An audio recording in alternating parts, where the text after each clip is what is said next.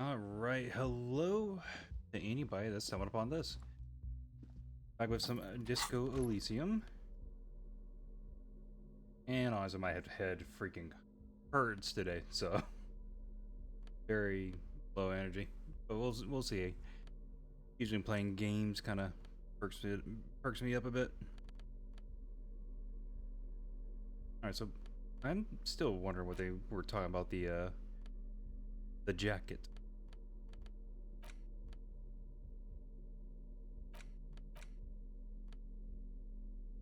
Halogen watermarks. Halogen watermarks. Could I have been wearing this whenever we turned on the motor carriage, and it would have showed something on? I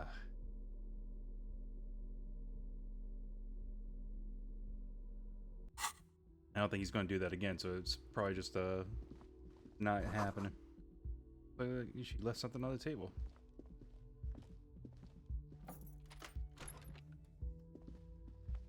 The medicine cabinet is empty. Not even a toothbrush. Pity.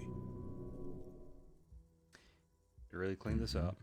She certainly had her priorities straight when she was packing.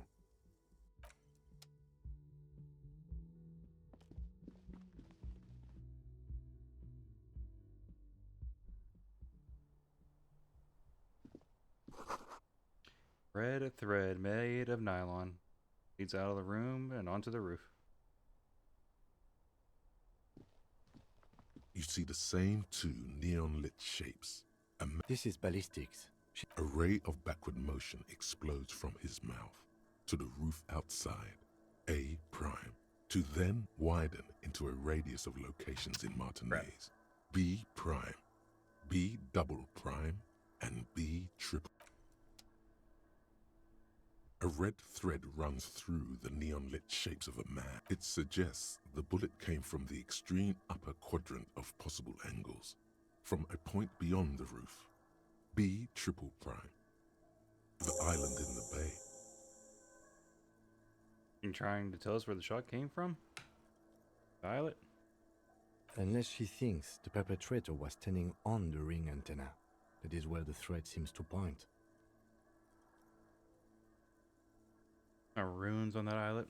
Sunken C4 to saw through the point operated viewer.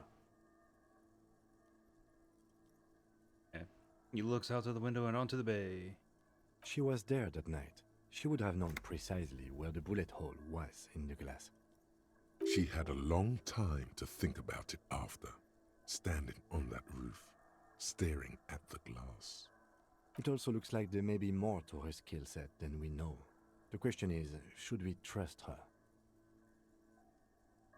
Of course we don't trust her. She hasn't told us the full story. I don't know. At this point... What difference does it make? Yeah.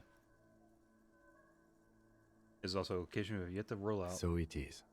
For a second he seems tired.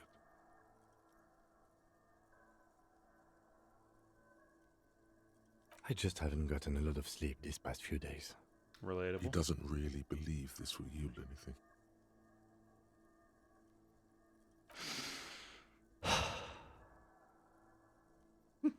The wind blows in from the open window. Lieutenant is looking into the cold distance across the water.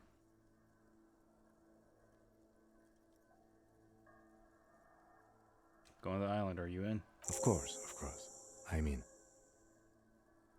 Takes a second to gather himself and then says... How do we get there? Joyce Messier had a sloop, but she's gone. Lillian, the net picker, she's tarring her boat. No idea. Can we have a boat? Ah, yes, of course. The village. Let's go. The more of the world is opening up to us. Thread is tied to the antenna.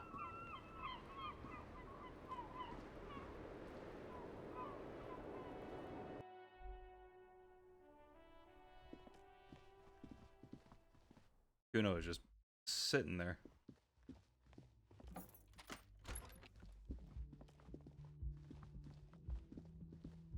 At least I got some money. What can I do to play with it?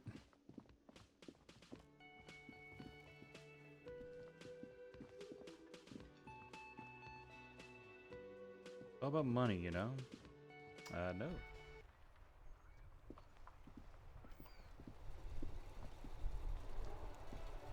Why's that above us?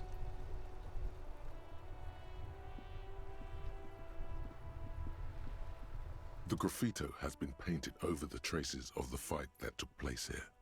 It smells of blood and heavy fuel oil. This was Cindy the Skull.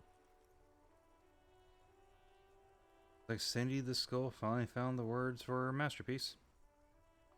The lieutenant crouches, touching the fuel oil with his finger. Looks like it, yes. This is still fresh. It wasn't here yesterday. Oh, heavy And the blood. fuel. Some of it is even yours. Heavy fuel oil. Isn't that flammable? Are you trying to apply fingers? You could buy some smokes, light up a ciggy and throw it in there. You know, just to see what happens. See if it's flammable. It's better that way. Safer.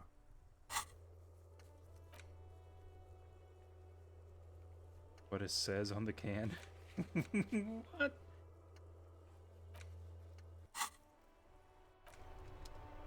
The graffito has been... This was...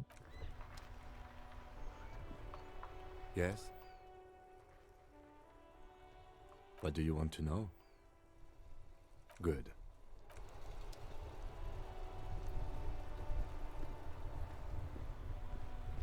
Officer, care to play a game with the lonely old man? Actually, never mind. Wouldn't be the same. Yeah, where is he? The prick is gone. I can barely believe it. But he's really gone. He is trying to retain his jolly facade, but the underlying sadness casts a deep shadow over his wrinkled face. Yeah, may you rest in peace. No, we're gonna ask this. Hell, most likely. He was an absolute Kent. Oh, he would have liked that. Violent lives ending violently. That's how he wanted to go. Sadly, it was not the case. Old people die, you better get ready too? Nah. How do you die? His hungry little heart finally gave out. The dock workers found him in the guard booth this morning. Wasn't even supposed to be working for another week, but he just had to prove how tough he is. Did he feel like he has to prove he can still pull his weight? Doesn't need handouts? Guess he was about to head home, 'cause when the dock workers found him, he was wearing civilian clothes and not the Kuketu uniform I saw him in all the time. Sometimes I thought he was wearing it just to piss me off. Now the joke's on him, 'cause he's gonna be buried without it. You think our conversation about his job pushed him to go out there? No, René Nah. was the most stubborn man in Revachol. Nothing you or I could say would ever push him to do anything. The man was completely immovable. I repeat, an absolute Kent. Even his old army buddies didn't want him around. He was like an old viper. The only people who could stand to be around him were Jenny and me. She saw something in him when we were just kids and she never lost sight of it. And I thought if the most beautiful being in the world can love him, then there must be something worth holding on to. Now, this can be like a platonic thing. We've hated each other our entire lives. So much, in fact, that... He falls silent and looks at you, eyes filling up with tears. Yes, I loved that angry prick. He didn't deserve it, but I did. You know what his last words to me were? Yeah, tell me. In Guillaume's time, you'd have been shot without trial. That's what he said to me. He lived a Count, and he died a Count. Let's leave it at that. Yeah, here's something to remember your friends by. Let me see. This was 60 years ago. We all went to that parade. Young René looked so happy, and Jenny... Eyes blurry with tears, he has to stop. I'm sorry, officer. I just... Thank you. Thank you for this little memorabilia. It really means the world to me. That was nice. A small thing for us, but invaluable to him. He probably didn't even know René had the photo. Yeah, sincere condolences. Yes. We are After both all that, very sorry for your loss. after saying all that, and then we say, well, get ready to die. It is what it is. Part of life, really. But to know someone for 79 years, then one day they're just gone. I just don't know anymore. About anything, really. But you must need something. René wasn't really what you'd call a botanist, officer. And believe me, he didn't like Insulindian lilies. Of course he didn't. Flowers are for pansies. Stop wasting time with them. And so Lindian lilies?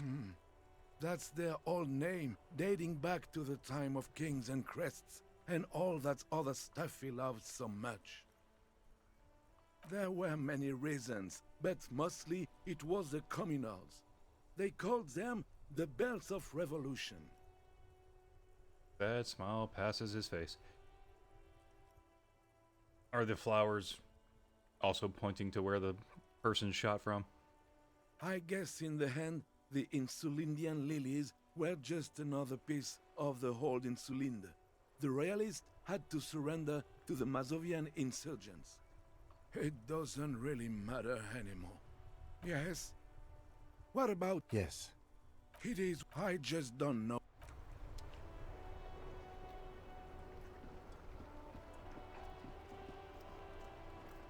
Inside, you see a set of steering levers, a radio microphone, a pull-out toolbox, and the soft glow of the fuel preheater gauge. This is Precinct 57. How may I assist you? I don't need to tell this, but let's go ahead. We're done. 57's open. In the cabin, you see a set of steering levers, a radio on a hook, a pull-out toolbox, and the soft glow of the fuel preheater gauge.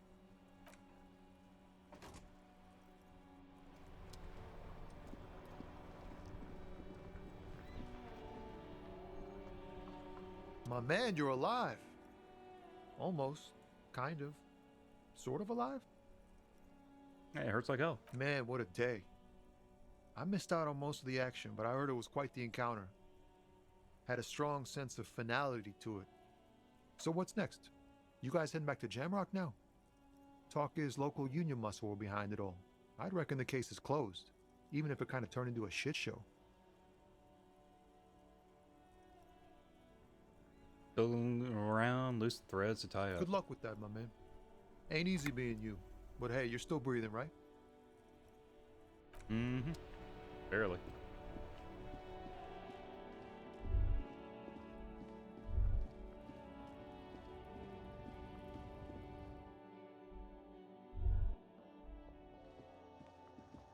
The tear machines, your bottles clunk. You see several packaged rank. The packages are small, discreet, sloppily stacked, making them easier to take unnoticed. No need to worry about knocking over a display. We ain't stealing. A small cabinet on the wall is filled with various medicine bottles, nasal sprays, and blister packs. They all bear the Saint Baptiste Pharmaceutics logo. Okay, here. I hope Saint Baptiste makes you feel better or something. Okay, here. I hope. For some reason, it sounds like an achievement notification. Is this about the questions again? Because I don't really know anything.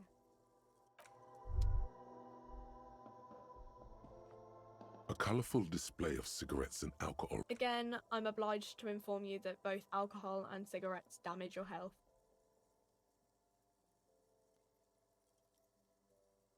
Intellect, but minus health.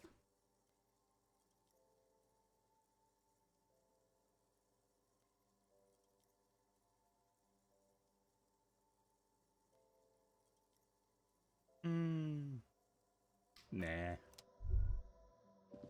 And it's a task for EXP, but doesn't feel really necessary to do.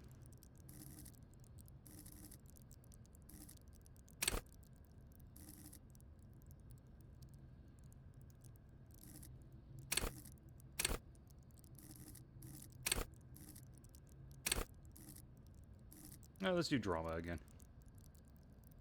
I don't know why.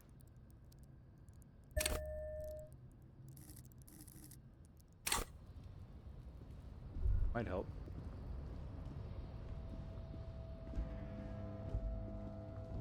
A lorry stuck in the traffic jam.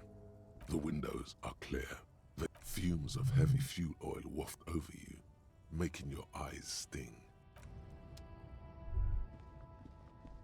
Alright, again, we're just kind of re-exploring things. See if anybody's saying anything new.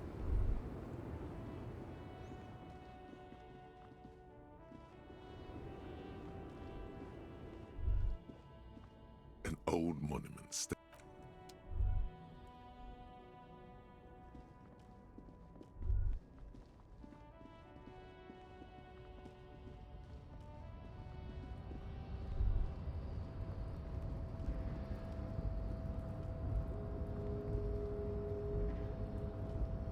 The boyadero stares at you with respect, then gestures towards the trickles of blood adorning your clothes. Yeah, I got shot, no big deal. Yet you live. It calls back to an older era where this was commonplace. You have a true boyadero heart. Hiding, gathering themselves. The harbor's in full lockdown, friend. No getting in or out, for the time being. Can't help me get inside? No, man. Not today. Today is war. He says it matter-of-factly, like it's no big deal. And what's gonna happen next? Time will tell. I'll tell Everard you dropped by. I'm sure he'll be glad. Gives you a small wink. What will you be doing now? I'll be okay here, doing lookout. Quite the sight, aren't they? Getting to like that red I am. Don't worry about me. I live to alleviate the worries of our brothers. See if any insane killers turn up. Then I'll run. And live. I think it's a shot, eh? I'm sure I'll be luckier than you, friend. His grin is as wide as a desert.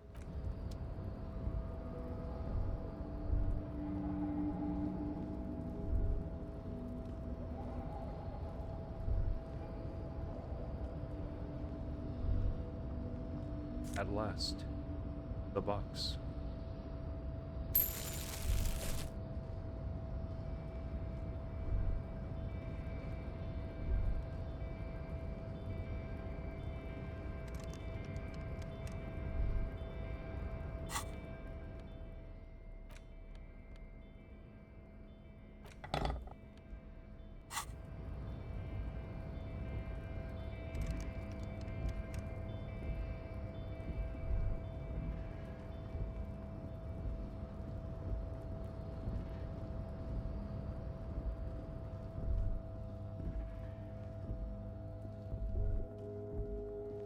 And all the racists are gone.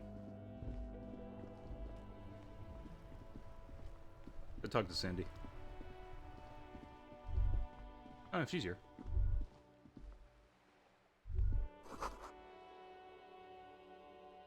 The book is titled The Man from Heimdall and the Wildfire.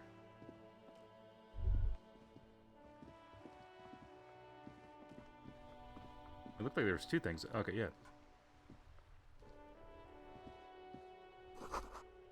Book appears to be erotica, but without actual erotica. Hi, Ace Detective. Are you here for more books?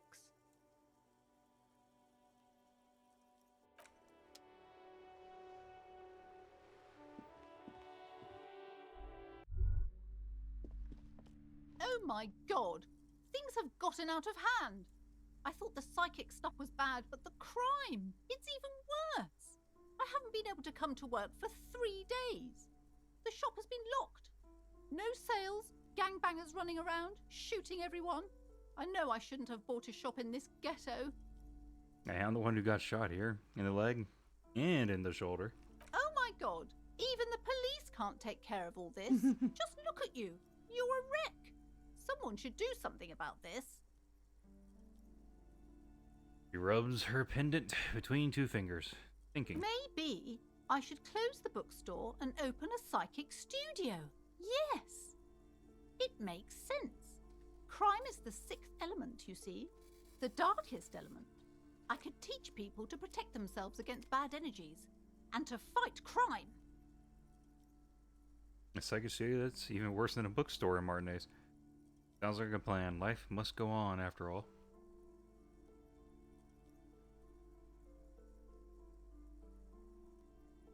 I'm just gonna say, yeah, that seems worse. No need to be modest, good officer. You've convinced me. It is a great idea. Thank you for the inspiration. In the meantime, do buy the books. As many as you can. They won't be here for much longer. Is there anything else I can help you with? God. I've told her not to do that. It's such a disgusting habit. She'll get over it. Anxiety is a part of life. As long as you can do anything about it. She can, if she has enough willpower. This is what's called growing pains. Life isn't easy. Life doesn't give breaks. Come on, ma'am. It's obvious she can't do anything about it. You are placing an unnecessary burden on a young child. All you're doing is wrong, even I know that, and I usually don't know anything. That is true, and obviously the will of the market. Maybe make an exception for your daughter. Yeah, it's actually super alright for kids to chew their hands off. Forget it said anything. She stands stiff and severe, silently fuming. 10 or so seconds pass without change. This is a person coming to terms with a new reality, one where they are wrong. It's not easy. She's looking for one, but there simply aren't any good arguments for being an asshole. Oh no. Hold on. I need to invite her inside and apologize. She must be freezing out there.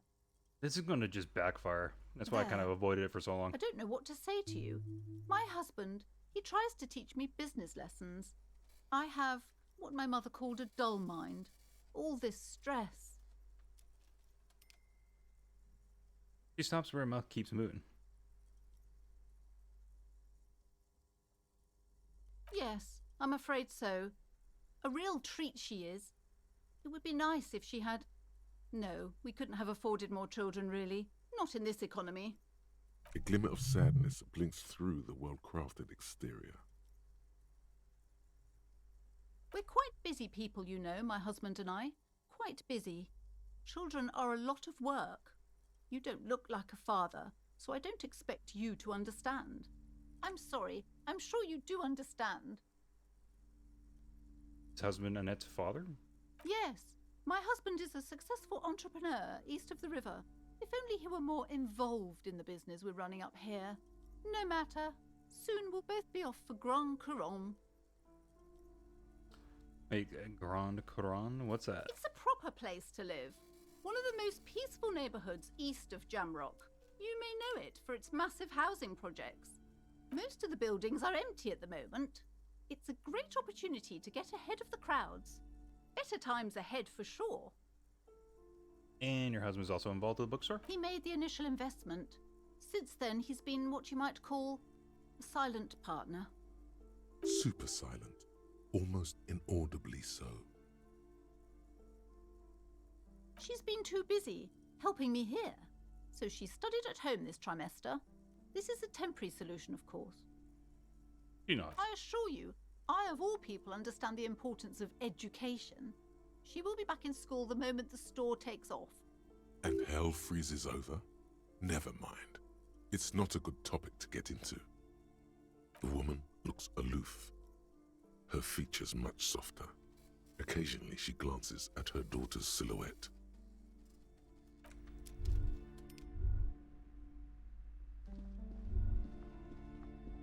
I'm sorry, sir. I can't talk right now. I'm very busy with my homework. I have so much homework now. You just can't win. Out of the rain and into the gutter. Math. It's really difficult. Like, really. They say you need it to get rich. Better than standing outside in the cold, I guess. Oh, I found something while you were away. I thought this would fit you.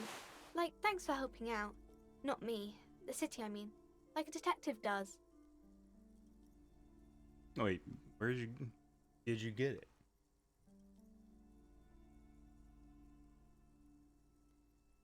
Just what Dick Mullen would ask. I got it from behind the curtains. I'm not really supposed to go there. It's a fedora? Maybe. It's the hat Dick Mullen wears all the time. He'll look way more serious with that. Right, I have to get back to my homework now, before Mum notices. Man, this is hard. She looks back at the infernal scribblings under her nose.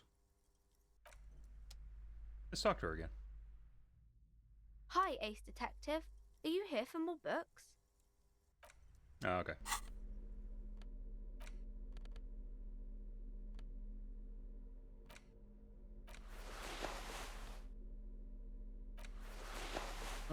Authority or encyclopedia, huh? A small mountain of colorful board game boxes. There are numerous types of games for all. Okay, well, this isn't really exploring. It's not advancing anything. Let's move on. I could finally buy that book about cockatoos, I guess, but I don't think we're doing that.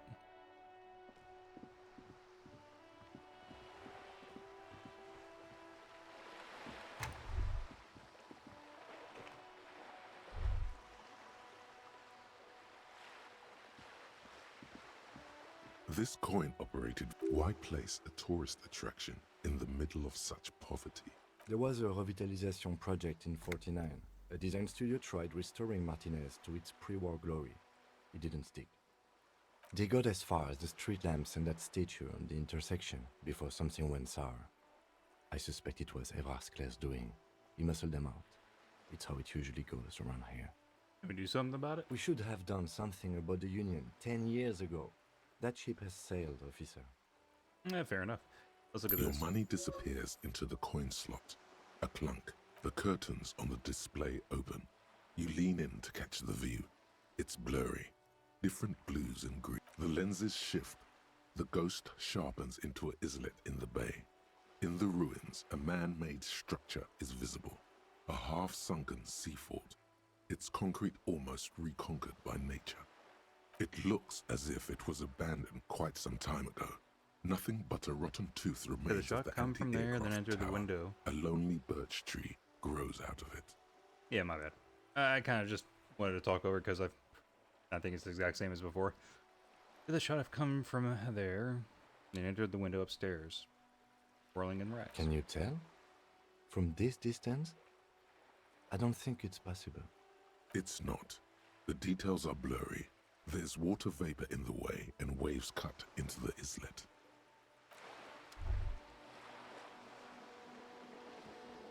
Guess I can talk to Kuno again, though.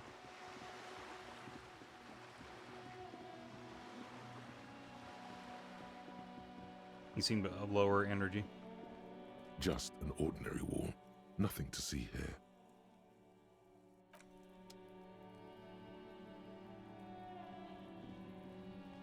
Are you going to say anything new now? Trying to sneak up on me again? Nope.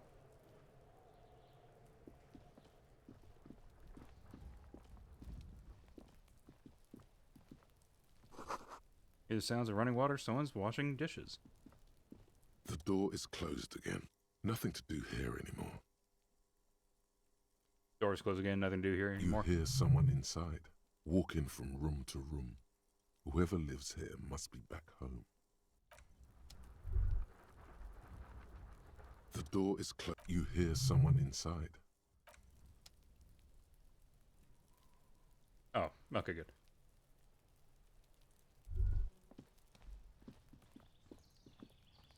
Guess if we wanted to get to the Daco, we could take that other route.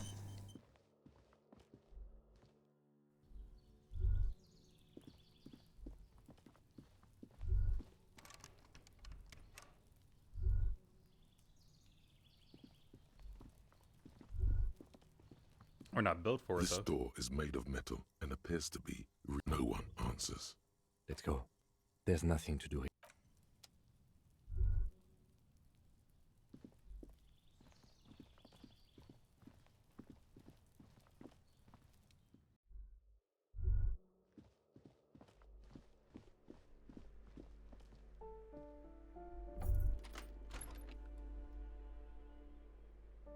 Go in.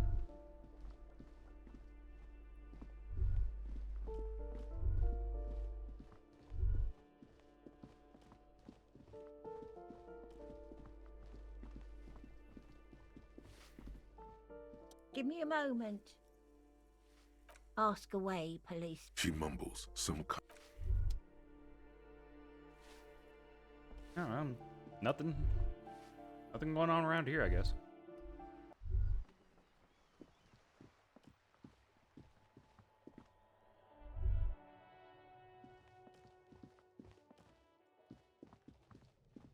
And Cindy's not here either.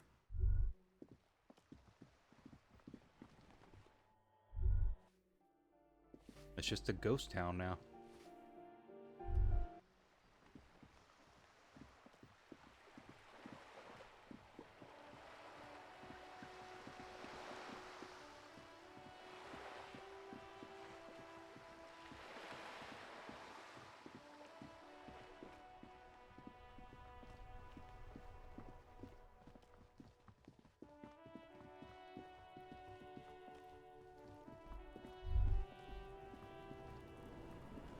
Everyone says you started crying in the middle of a firefight and then bled like a pig. I guess that was cool. Guess that's true. Cool. That's very cool to Kuno. Just don't think because you got half your dick shot off and you're an invalid now, Kuno's gonna treat you different. Kuno doesn't reward weakness. It's business as usual with Kuno. Kuno's cold like that. feels good for some reason.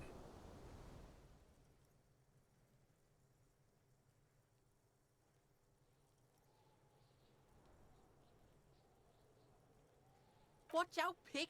It's a dangerous world out there. But Kuno's got his eyes on you. What's that supposed to mean? Who knows?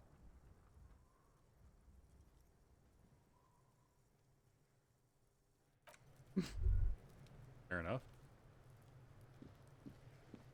I'll die before I squeal, pig.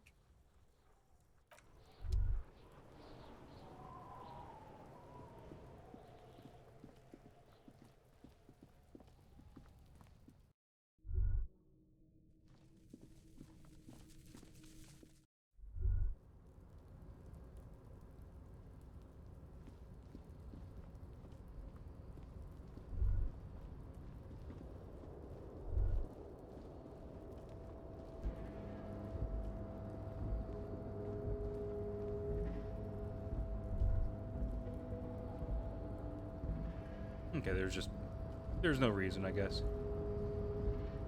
So the option is not there.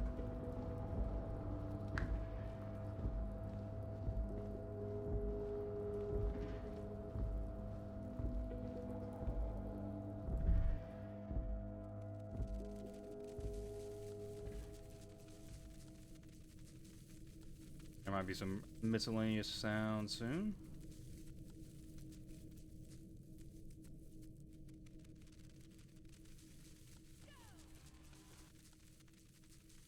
I think I got a good way of avoiding it. Alright.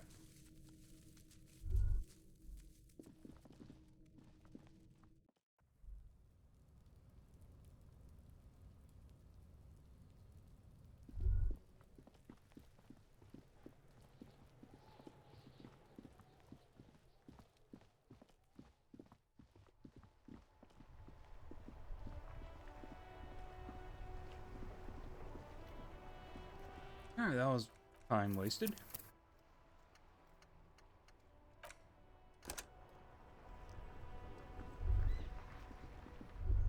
But I'm just saving to commit to it.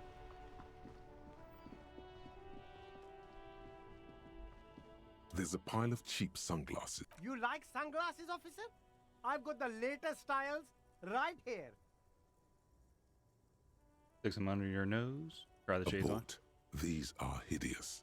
What's more, they don't even fit your face.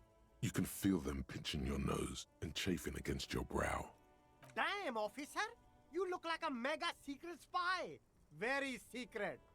They're practically made for you. I'll let you have them for 2 real and 50 cents. They're perfect for concealing your bloodshot and baggy eyes. It's going to be very difficult for anyone to take you seriously with these things on your face. No, you are definitely not buying those.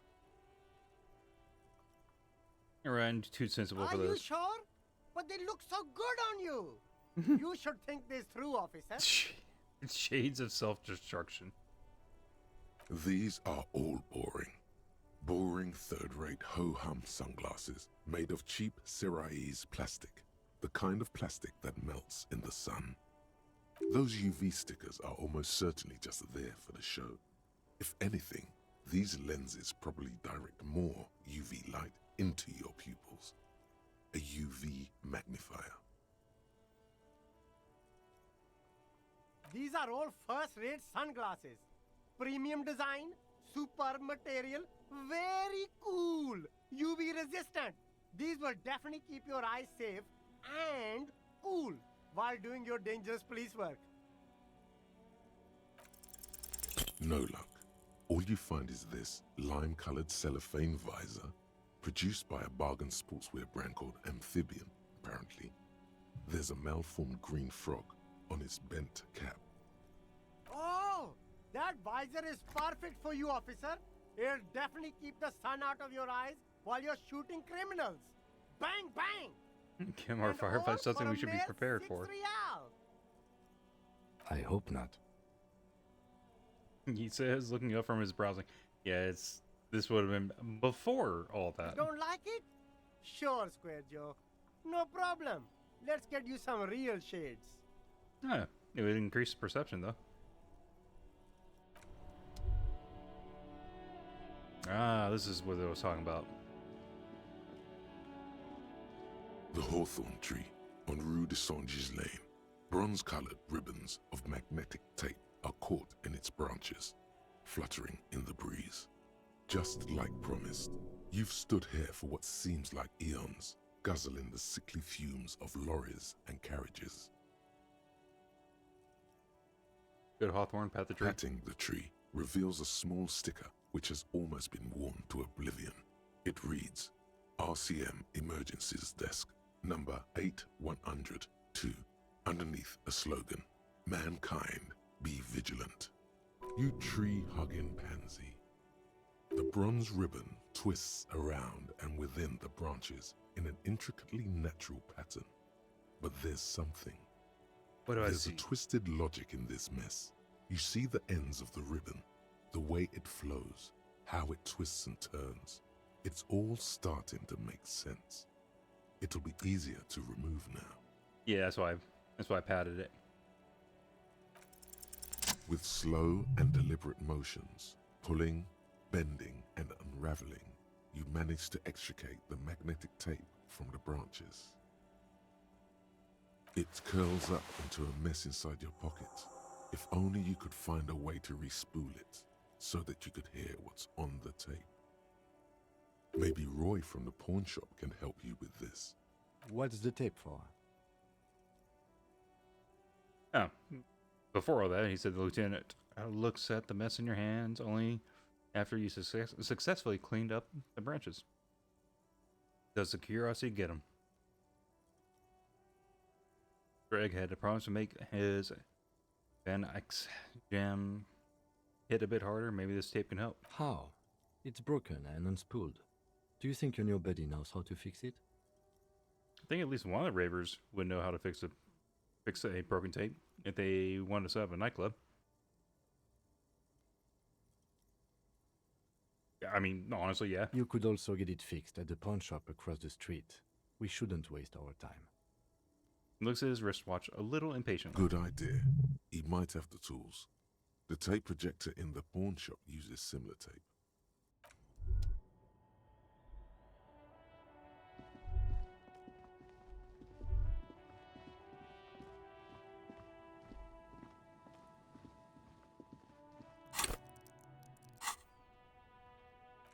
Alright, we'll save though.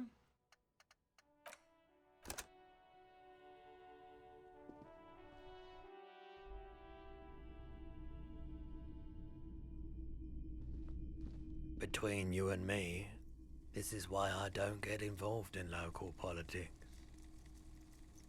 You're calling this politics? In its purest form. Now, what can I do for you?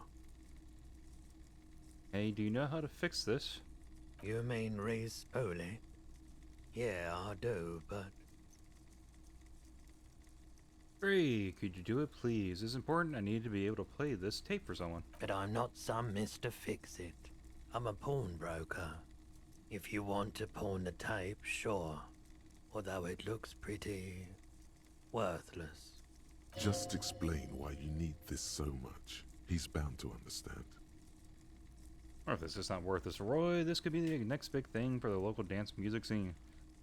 Maybe you help me some other way then. Wait, but you tinker with film tapes all the time? Isn't this the same? Isn't that the same? We'll go with that one. No, it's different. Those film tapes actually mean something to me. But this is just a worthless bundle of old tape. Yeah, let's not take the person that, you know, wants to get money from our junk, that it's not worthless. Sure. Oh. You mean Reese Pooley? But I'm not some... Just explain what... Huh? What do you mean? You know, church down the coast. Yes. What about it? I helped some young ravers turn this place into a nightclub, and they play these weird beats there, which they call hypnotic music. Is it any good? The music, I mean. No, that's the thing. You can't believe how unbelievably thin the beat is. There's nothing to it. No bass. Just goes bzz, bzz, bzz. But this tape can make it hardcore. Not very. I need to funk it up. Man, you're really invested in this. It shimmers under the shop's dazzling light show. Okay, I'll help you out. It's going to take a moment, though, so just sit back and relax. You take some time to look around the store. The play of visuals all around the pawn shop is mesmerizing. Suddenly, Roy turns back to you with a reel of tape in his hand and coughs.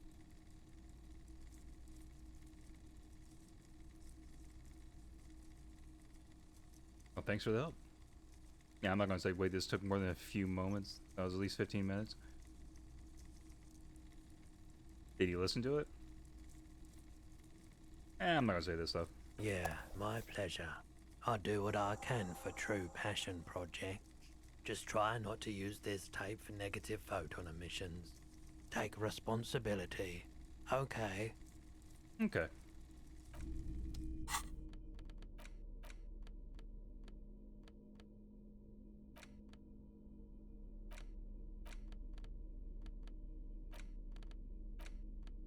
I could have just put it on that.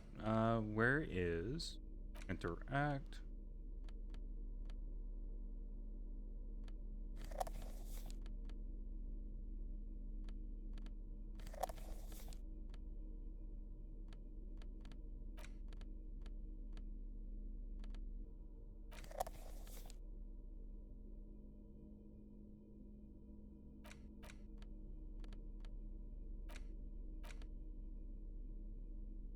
I guess we have to take it to him.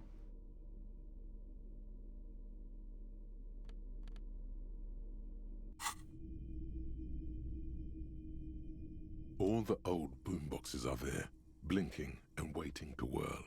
All but one, yours.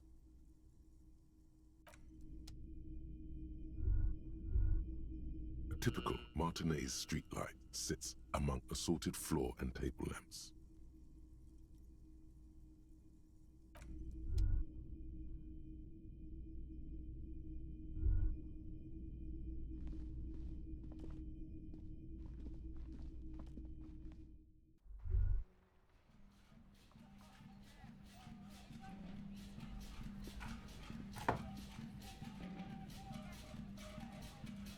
Let's zoom it up.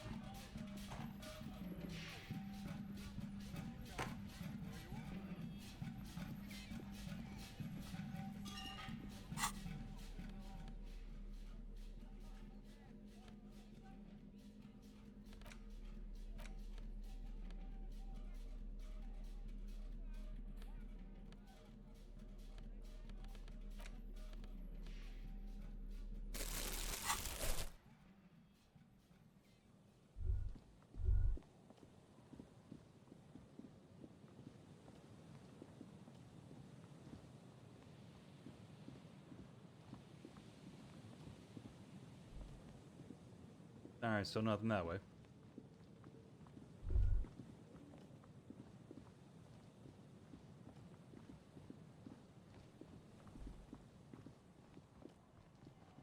The trap is full of locusts, but they seem weak and unhealthy.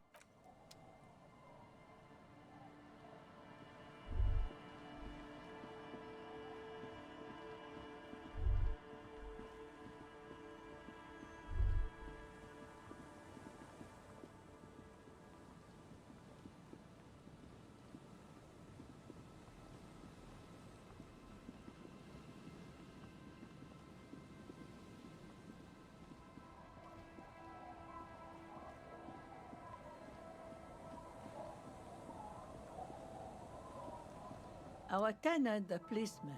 I hope the waves don't keep you up at night. What can I help you with? I got shot.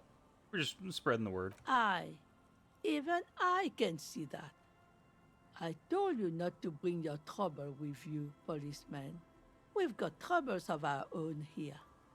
Though I suppose you took the worst of it. Turns out you were your own ill omen.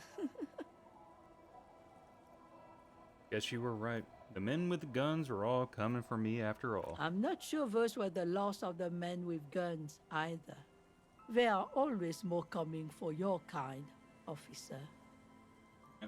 Later.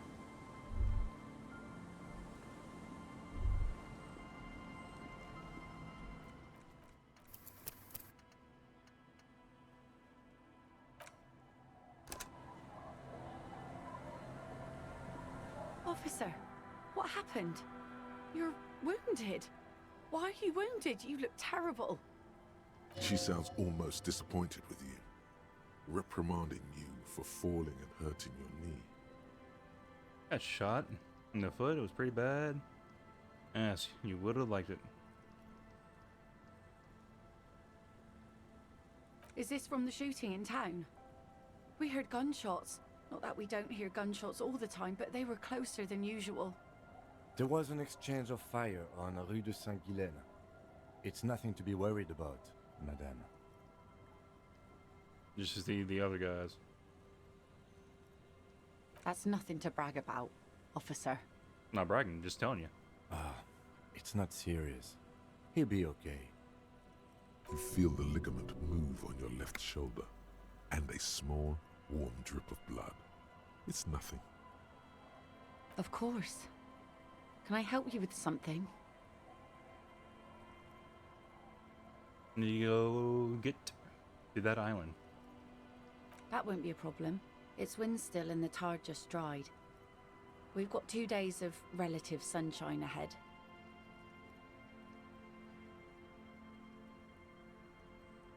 What's on that island? It's also some kind of ruins through the binoculars.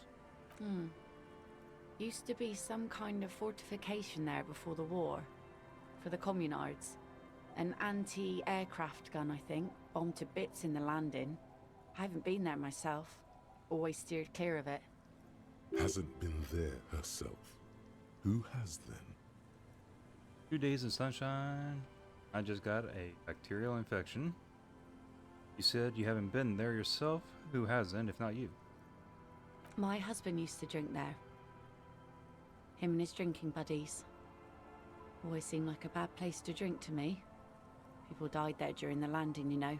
My mother told me. The kids sometimes go there too. I know they do, on rafts. I tell them not to, but they bring back old bullet casings and such. Which kids? The twins. God forbid they bring the girl along on some rickety barge. Can we maybe ask your twins about that place before we go? Would that be alright? Be my guest. They've a strange way of talking. See if you can get anything useful out of them. I seldom do. Anything I should know about getting there? Well, most of it's sunken. Underwater. That means concrete underwater. Cut your boat if you're not careful. Be sure to enter from the south side. Water's deep there. Aye, aye, Captain. If you promise to bring it back, and no scraping the hull. I just got it nice and yellow. And no drinking on the boat. And no joyriding either. Of course, ma'am. It's only for a day or two. Official police business. Aye. Well, if I want to rock, nod along attentively. The crow's feet disappear from the corners of her eyes as she smiles at you. Please be conservative with the fuel, will you? Just filled her up, but it's a small tank. He's seeing you.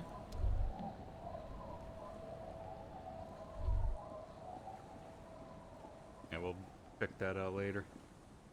These kids ain't gonna help with anything, are they?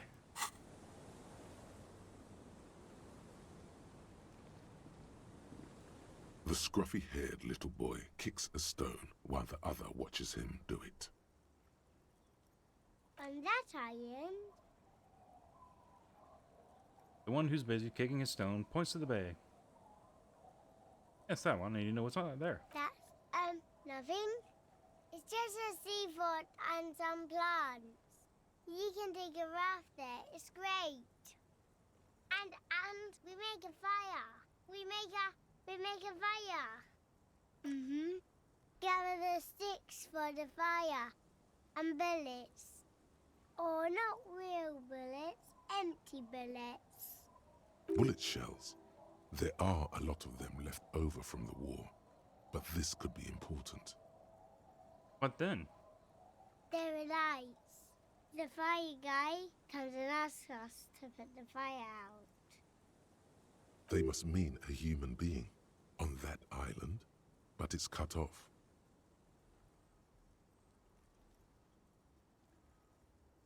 No one lives on the island? No.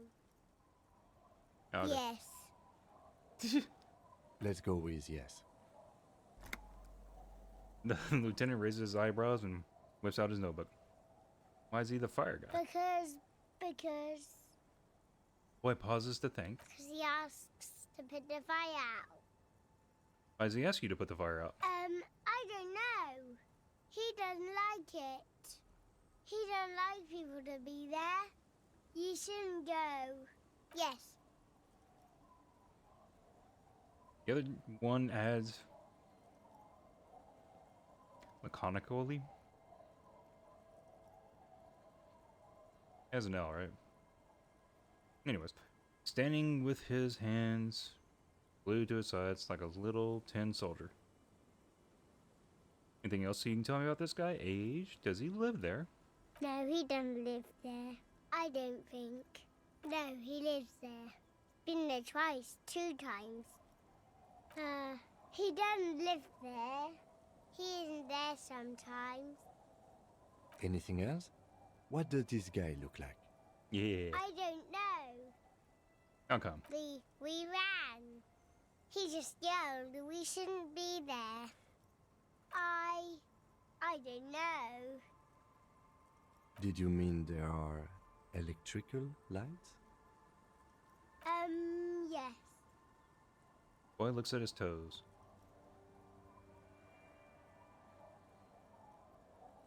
Father used to go down too, didn't he? I don't know if this has to do anything, but let's just say it. Our father killed himself. Don't say that, he didn't. Boy's eyes wells up. He's like he's about to cry. Yeah, if the story's right, he didn't. I don't know. Doesn't even have anything to do with this, you. Father isn't the fire guy. The two things are unconnected. Your question didn't make sense. True. All right. I mean, I said that before I clicked it. It's clear that he has no intention of finishing the sentence. Lights, fire guy. We should check up on that island.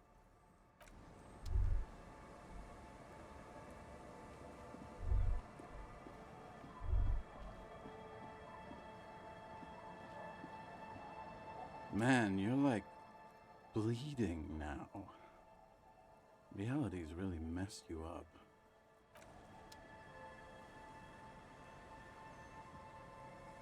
Don't call, Abigail. Don't call.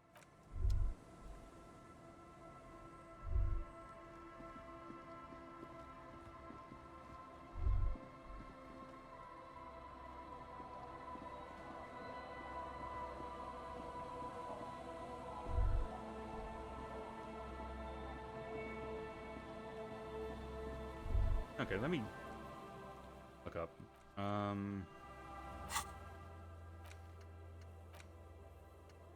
Oh yeah, I guess I can do the... Oh. It is just the island now. I guess I got marked off on its own. Weird.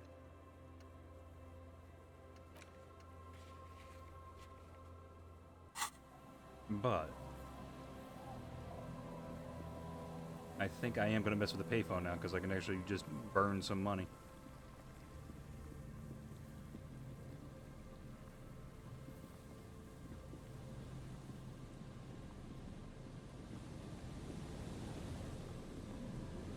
A few locusts trudge along the wall of the trap.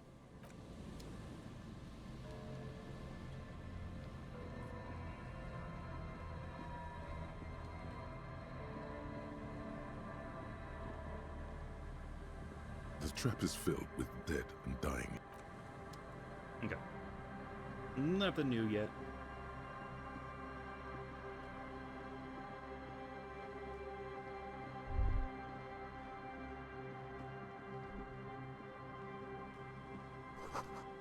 It's a new way in through this door. Okay. They're running somewhere.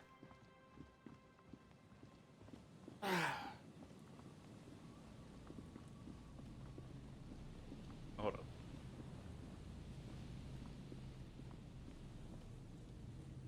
I just look like a shack I could potentially interact with.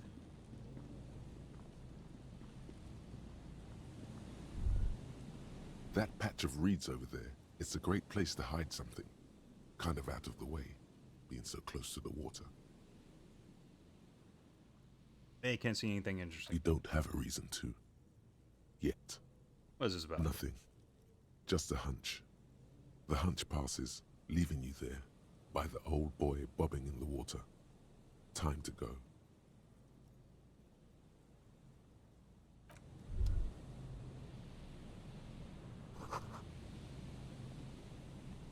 Number on it says 11. Oh my god. Computer acting up again.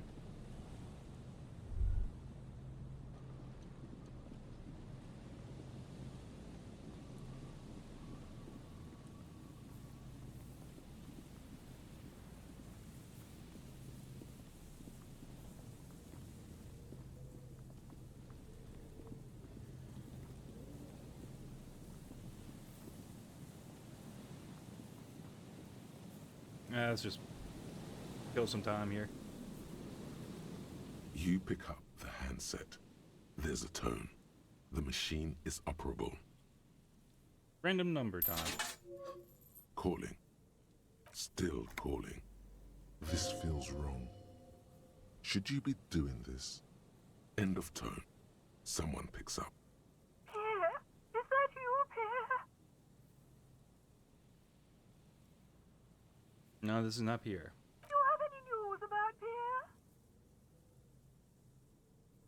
Yeah, who is he? He's my sister's grandson. He used to visit me as a lad.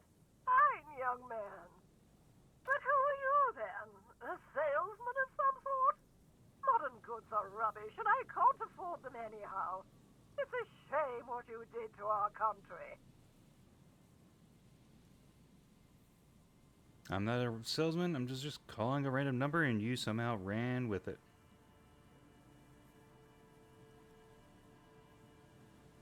This is because we are bred to be leaders. I can hear the common or mixed background from your voice. I just so wanted it to be Pierre. Have a pleasant evening, prankster. Disconnect tone. Yeah, there's no real point in doing that. I'm sure enough times our partner there will get annoyed though. Well, verbally say it. DeLorean Church! The place to be! Make some noise, my church people! Vibrations thump through your blue soul. The music sounds much better in the church. a hawthorn tree on Rue de Saint-Gislain, tangled in he stands on stage behind a table, nodding along to the music and waving his hand in the air. In front of him, the audio mixer, one reel spinning. The other reel deck is empty. Cables run hither and thither. On one side you see an auxiliary line in with the number 4.5 written next to it. Yeah! Remix time! Tape goes here, into deck B. He clicks the switch, the tape starts spinning. A hand on his ear, he listens to the audio through his headphones and shouts. Wow! Did you get this from Arno himself? What do you mean? Listen, I'm just going to show it to you. Ready? I'm sure this is going to get claimed or muted or something.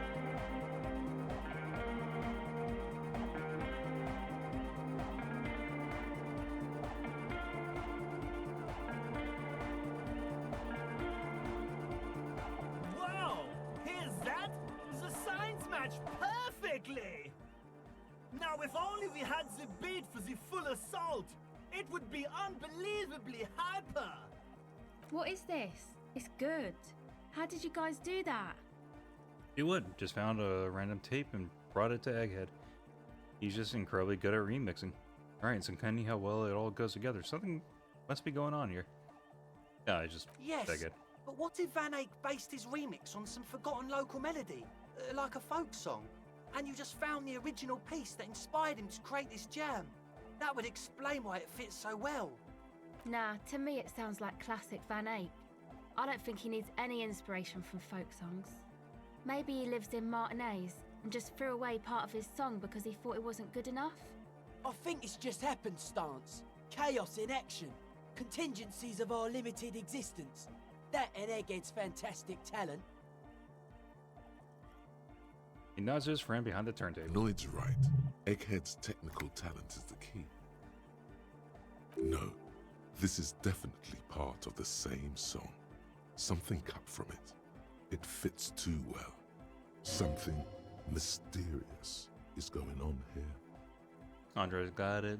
Sounds like a local folk song remix.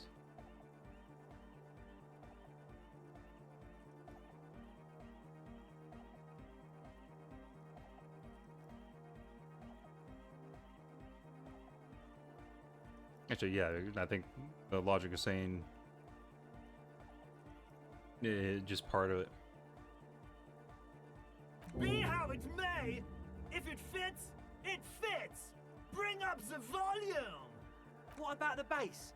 Do you have any ideas for that? Yeah, I remember. You said it needs more bass. I think you might know the answer. If you use the crazy sound result from Suna's experiment, but tamed it, made it pulse.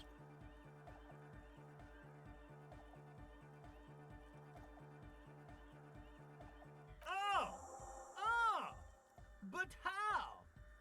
What about that compressor Andre was setting up to achieve some sort of parallel processing? Don't be too hard on yourself if you don't figure it out. I think the jam's already pretty ultra. But it could be hyper hardcore! Audio onslaught can be tamed, connect the dots. Yeah! It was awesome! And scary. Very hardcore. Too hardcore, in fact. I couldn't control it. At all. What happened? It sucks up all the air in the mix until it's the only thing left. Starts compressing itself and everything around it. Completely fills up the headspace. Extreme. Inside your chest, the heart beats still with the after effects of the sound.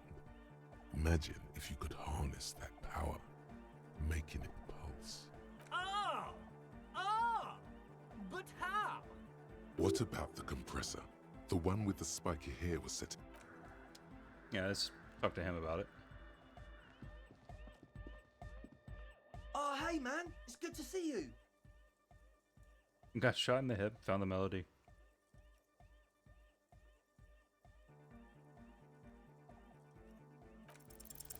You close your eyes and dream Oh, of man, the so shapes your close. body should form to bring this strange music into life. For now, such ferocity of motion is beyond you. But just imagine the moves you could pull to this futuristic beat. I hope you're not trying to dance with that leg of yours. Healing from a gunshot wound takes time and patience. Be careful. Yeah, that's it for Goodbye, now. officer.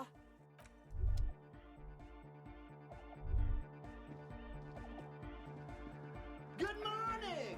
Yeah! Bzz, bzz, bzz, goes the track in the background, never ending. You can't grasp what's missing, but you can try to make something up anyway. Or whereof one cannot speak, one ought to remain silent. You scrape the moldy recesses of your brain for some technological sounding jargon. It'll impress the large-headed speed freak. Isn't that what real artists do? Make it up as they go along.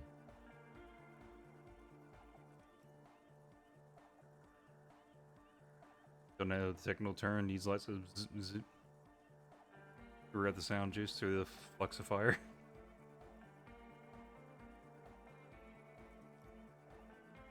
Yeah! Pump off the bazoot bazoot! It's hard to say for sure, but the digital throbbing seems ever so slightly louder than before.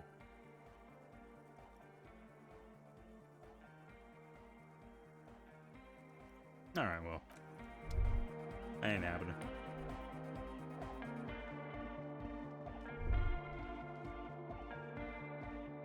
Wait, was it requiring? Why am I running back to him when I can just I do this?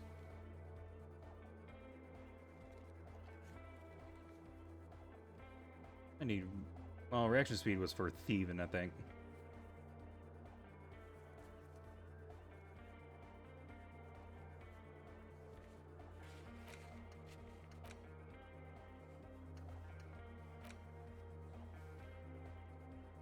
Yeah, interface.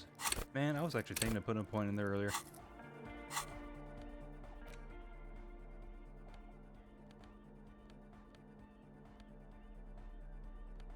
And I don't think I have anything else that will add to it.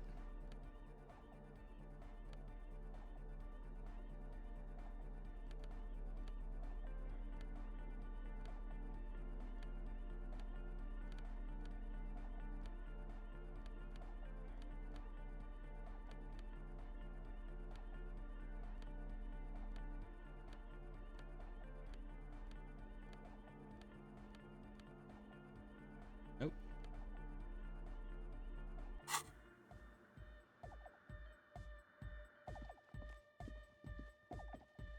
Alright, well, we move on.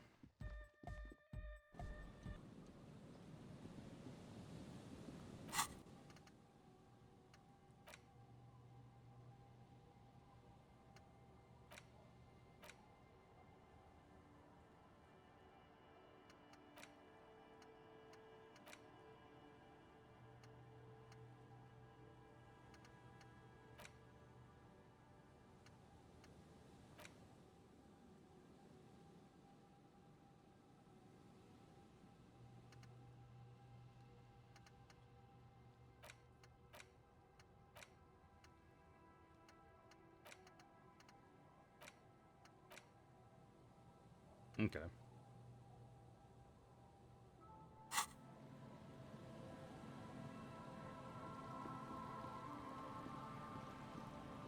Well, I guess the world didn't open up more. Just makes me feel like we're just kind of at the end.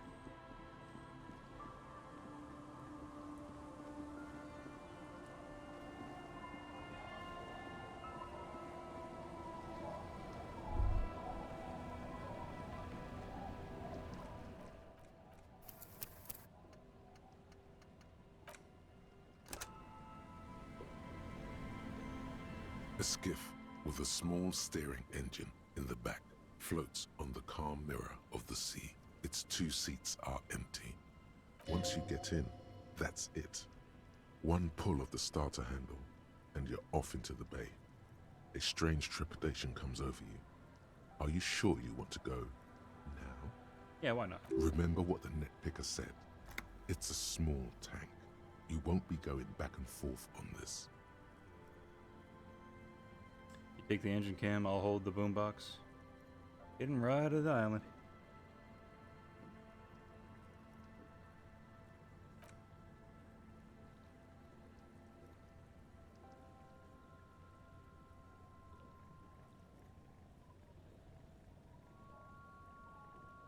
So we're just at the end game here, I guess. Again. Want to be free.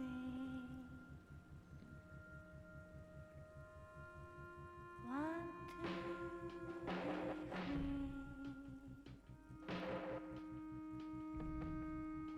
It will Maybe? last forever.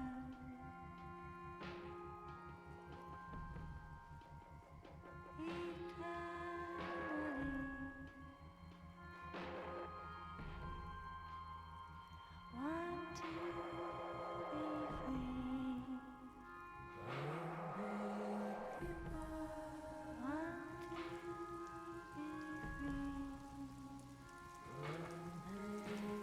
Yeah, this is definitely get some kind of claim on it.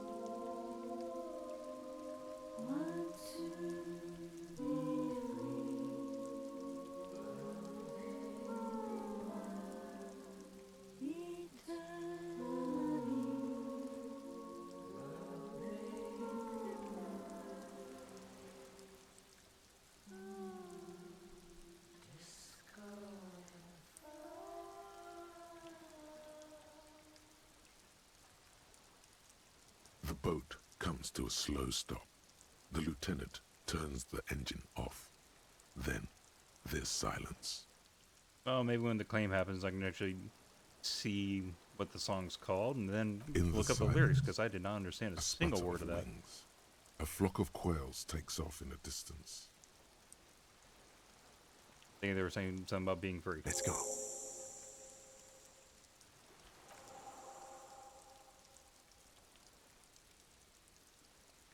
Climbed out.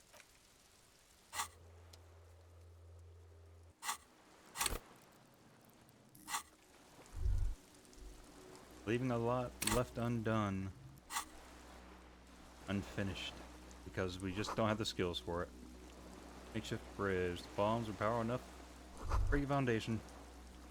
Rusted chain trails off into the ocean. The chain trails off into the ocean, connecting the island to the supply depot on the coast. This leads to the depot and lands in. Ah, yes, so it seems. I think it was useful. For bringing munitions to the island, maybe? And supplies? You could also lock the bay when you raise the chain. As a defensive measure, lock it off that side of the bay. Lock it from whom? From enemies. Enemies Yeah. of the commune of Revachol. This sea fort was a revolutionary fortification, I believe.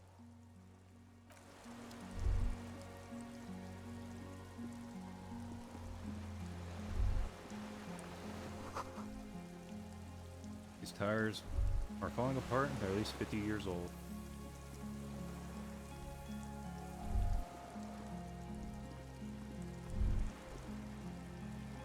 Yes?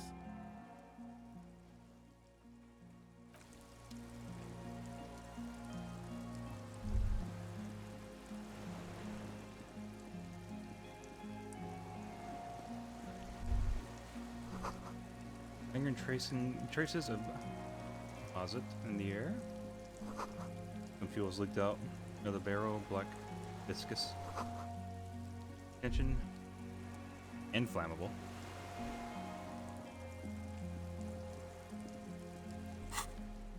Alright, stop wielding this thing around. Put our gun on.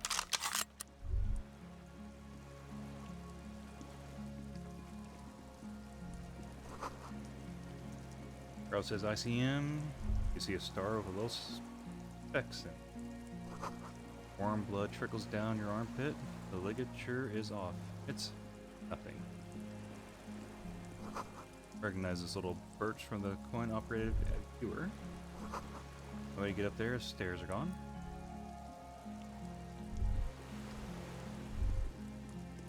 ICM. This feels familiar somehow. Well, I feel like that shouldn't be happening right now. RCM. Sounds like RCM. Revachol Citizens Militia. It does. Why? The RCM may descend from the ICM. Eh? It's impossible to say. It was chaos after the war. The name was good for getting people to join us. Revachol West was mostly workers and criminals. Nice political thoughts rush through your neocortex. A mediocre athlete would pant from dragging around his body on a busted crutch. But not you. You're thinking about politics with blood dripping down your thigh. What I'm hearing is we descended from the glorious Revolutionary Army. A little embarrassing in 551.0. Maybe we need a rebrand. ICM sounds like ICP. Very close to the International Collaboration Police. Nice and normal that way. Sure. That's just a coincidence, officer. The Co-Mail was founded in 32. I was inspecting barrel. Insulindian Citizens Militia. It's the official name of the Communards Army. The black and white army of the revolution. Sounds an awful lot like. No, an upside-down star. With its horns in the sky. The symbol of the commune.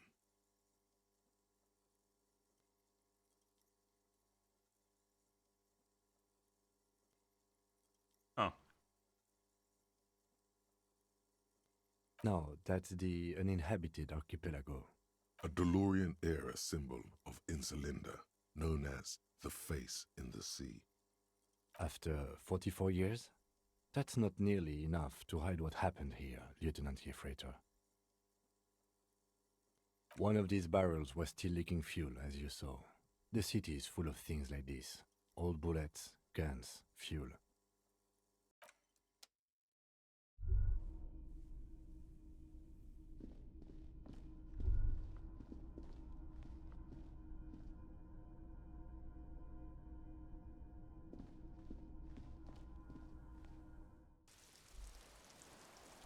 Hmm?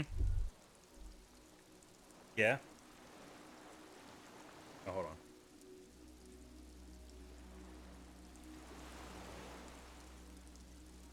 Oh, okay.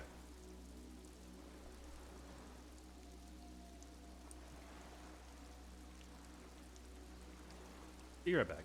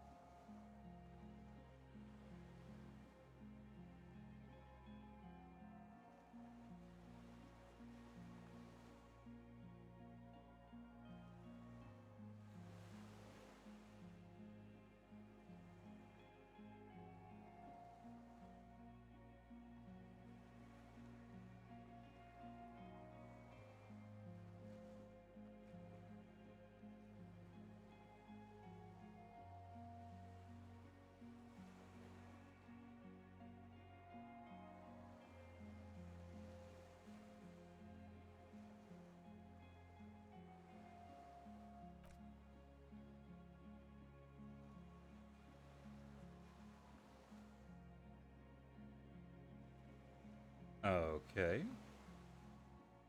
Ah.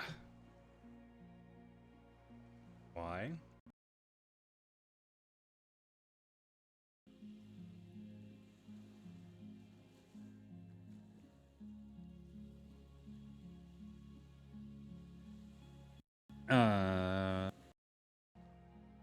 We're back. That was annoying.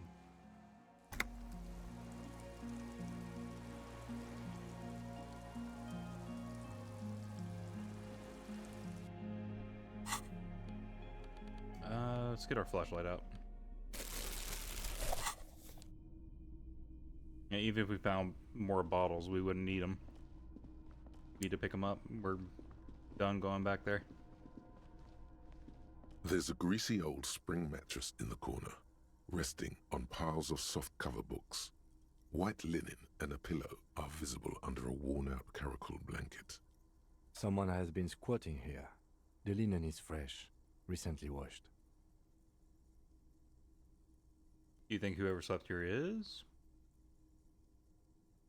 You force the rest of the sentence out through pain, thick as molasses, no longer able to hear yourself speak. You know, officer, you can rest here if you are feeling tired. I will keep watch. You could use some rest for what's ahead.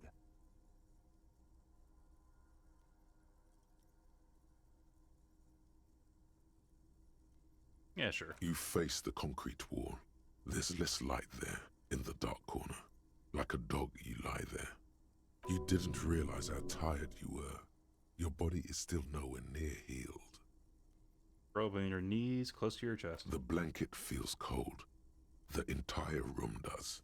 Concrete and cold. Minutes pass. Half an hour maybe. The sounds of the sea beyond grow distant. Your eyelids close until you feel yourself standing up in the darkness, right next to the mattress. Slowly, the world begins to hatch from the blackness. It's evening. Spring mattress, we spring right back up. Sleep. Alright, where is he?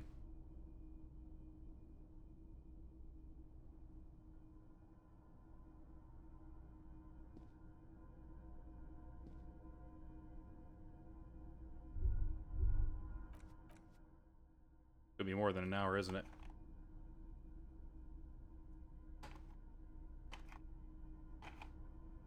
There isn't even a time of day here. Not let me inspect anything either. It's no longer here. Go outside to the beach. Door here is closed. Somehow it feels strange. Somehow you can't get in.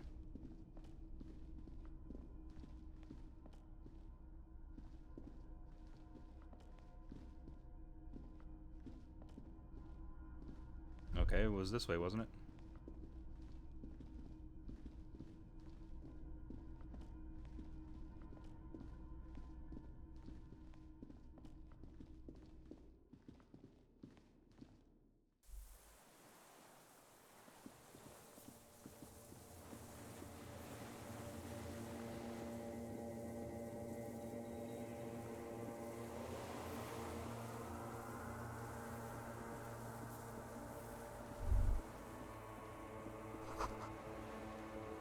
Go down to the chain, there's something there.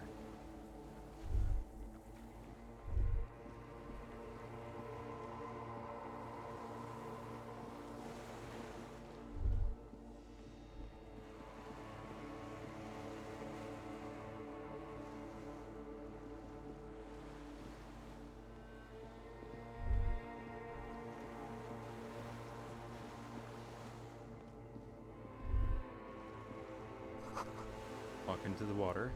Now.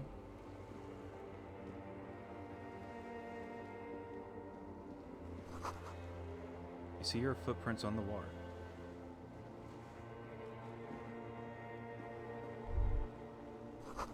Further. Well, if you would let me move, I will gladly do so. Dolores Day. The innocence of humanism, internationalism, and the welfare state turns around to face you She has an airship airbag in her hand. She seems to be in a hurry. Okay, don't say you need to talk right away. Melt the ice first. This way you're already talking. But you don't even want to talk to her. She would only be cold and mean. Let her go. Let her go? This is the Holy Queen of the territories of Muindi and Insulinda. Think of the historic knowledge we could glean. This is a once-in-a-lifetime opportunity to win her back. Yeah, something's off. I'm sorry. I was heading to the aerodrome. I just don't have time to...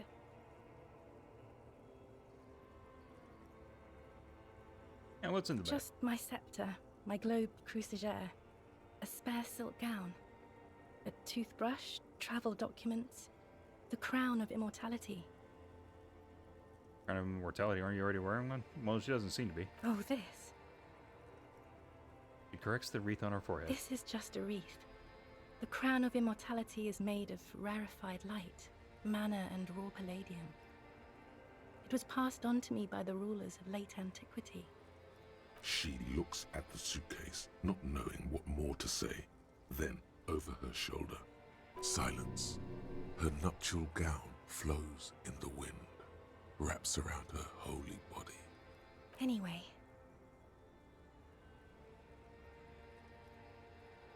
I'm going to Morova, to live there in Grad.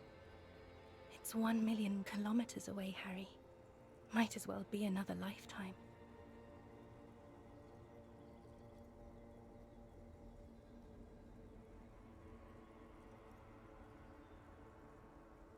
Yeah, go. Is what you want to say, but you don't. Hammers clang in the distance. Children laugh. I want to go. God damn it, everything was fine already. The light from the video rental casts shadows Like it doesn't on matter. the ground. She turns her face, and it's illuminated by it. Red and cyan. I can't help you. I'm totally useless. Everything I've said is lies. I want the exact same bad things you want. To stand here like a pillar of salt, saying, Hey. Okay, that's all I got. Get? Well, how are you doing? I'm doing really good, actually. Both professionally and romantically. I've come to a fulfilling and peaceful period in my life. Well, how are you doing, Harry? Okay.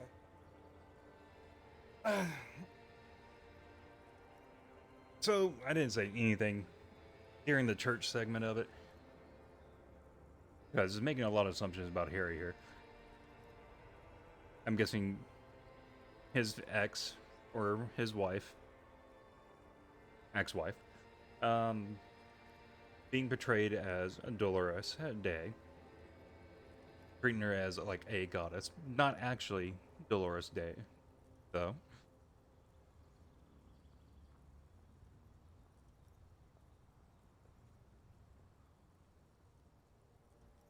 That's all I got. Like, that's why every time we see her, it's just gonna remind us of the ex.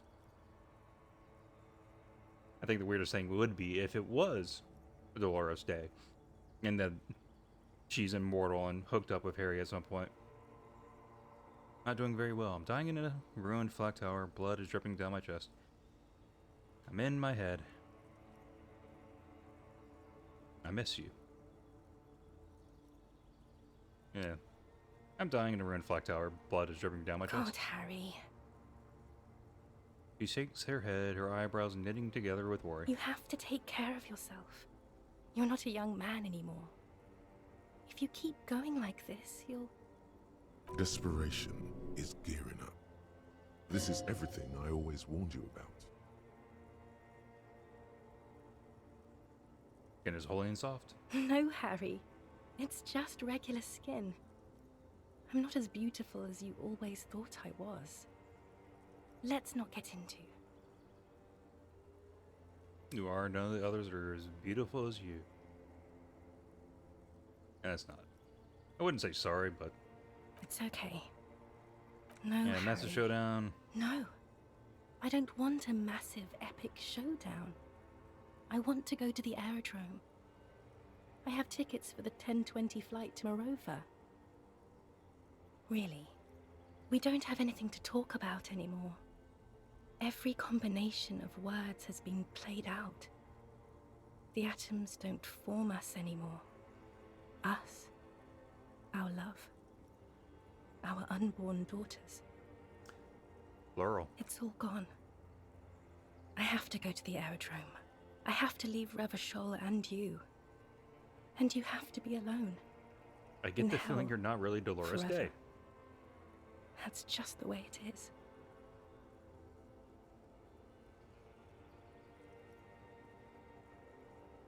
Okay, let's look at all the options here, but that's not a very good way for things to be. Get the feeling you're not really Dolores Day. Oh, you know what? I wasn't paying attention. She just said we're going to be in hell forever. Yeah. Get the feeling you're not really Dolores Day. Medium suggestion. I know you still love me after we kiss her.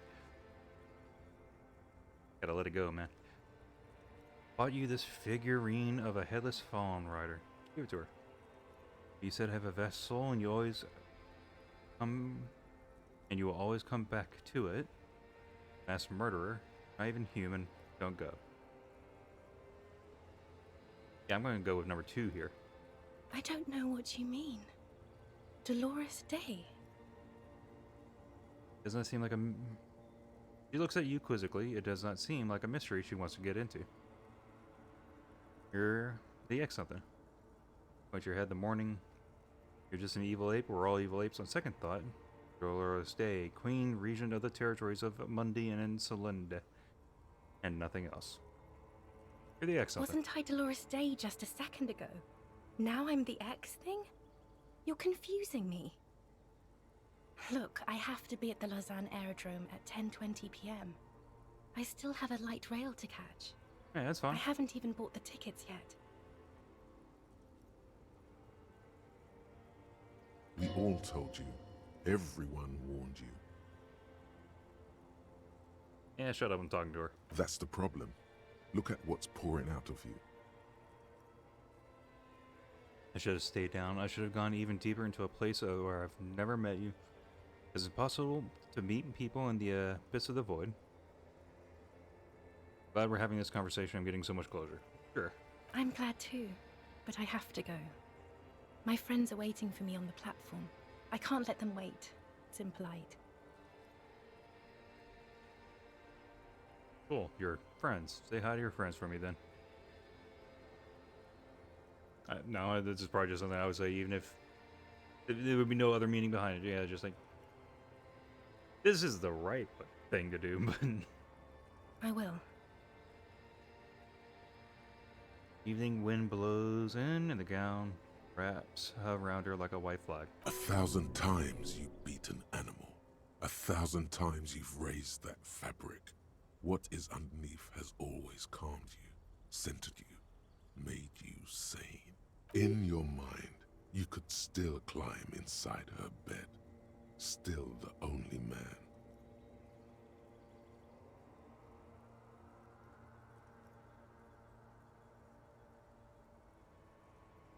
Okay, number 4, I guess. Yes, Harry. I am.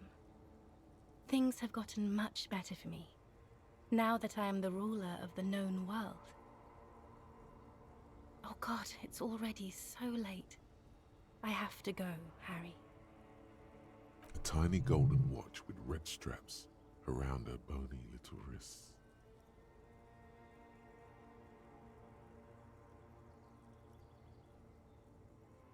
Why is this still going?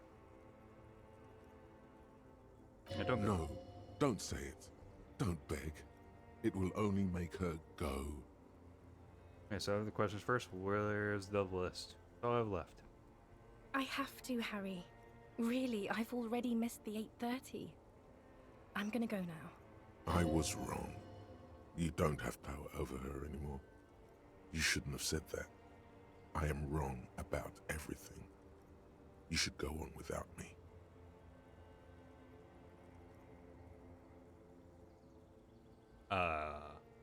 None of that is what is written here. You have sworn a holy oath, Harry.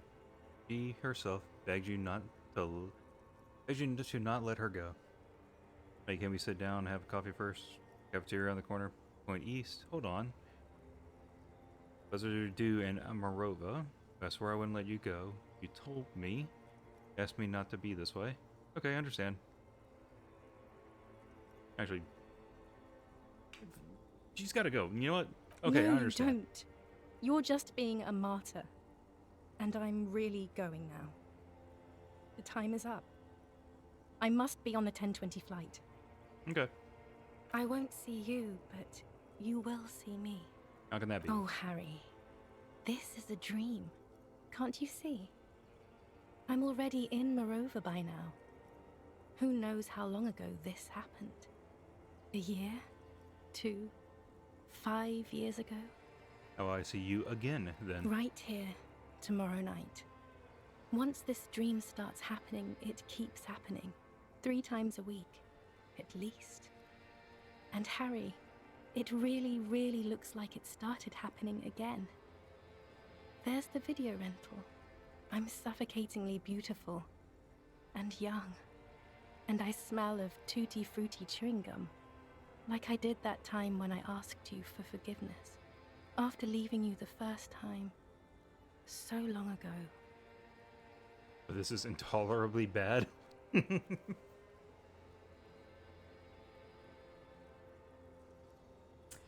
I mean, the intolerable part is that I'm like, yeah, I understand what this is. Can we move on? Oh yes, this is real darkness. It's not death or war or child molestation. Real darkness has love for a face. The first death is in the heart, Harry. See you tomorrow. Yeah, whatever, later.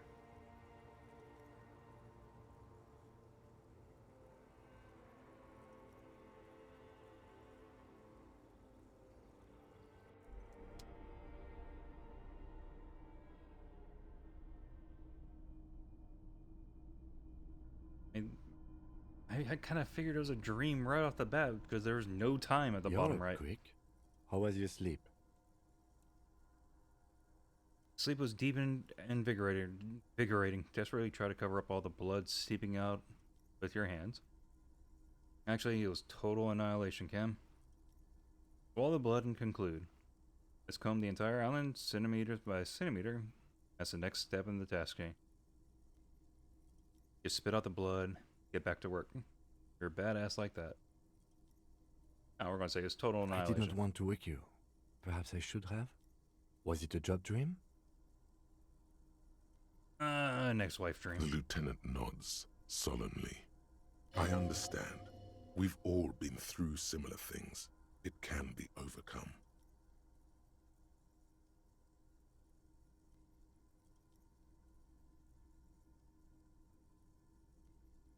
I mean, it's number 5. I don't think I would swallow it. Okay.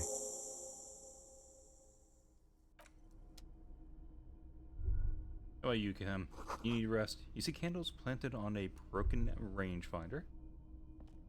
Got a book here? Books and magazines lie scattered on the floor and on a makeshift cupboard. They are not particularly well organized. Most are soft covers, serialized fantastique and detective stories from the 20s and 30s.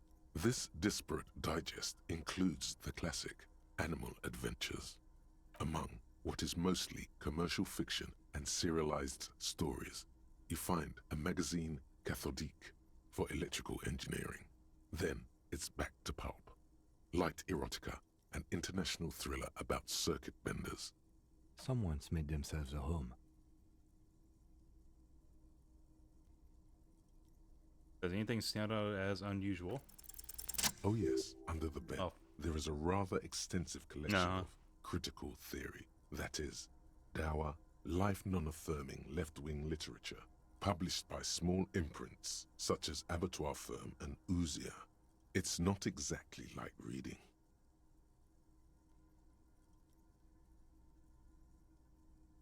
Look him, powerful communist theory, rigorous and truthful.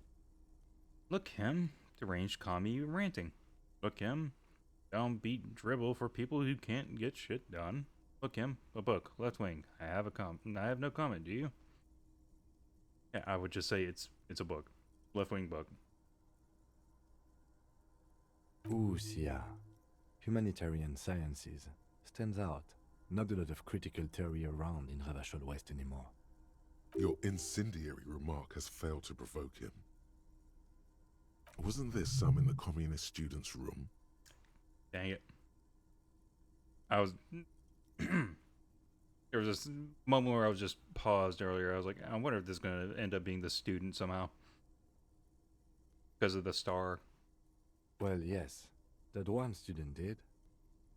The little books seem inconsequential next to the big pile of frivolous entertainment covering them. Whoever has lived here, they have some education and a certain set of interests. Interesting.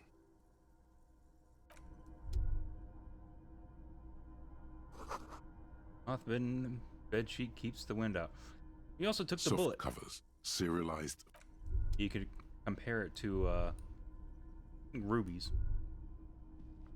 from the shack. Army sword plus a winter scarf.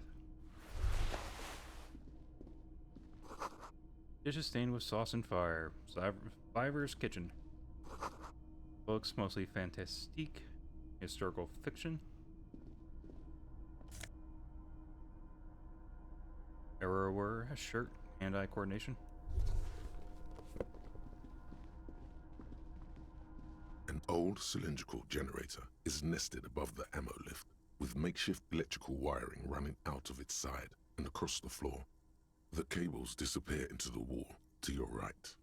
The lieutenant puts his hand on the metal barrel, checking for warmth. It's cold now, but someone has been maintaining it. The wiring has been repaired. Pour fuel into the tank. Where do these wires lead? Downstairs, somewhere?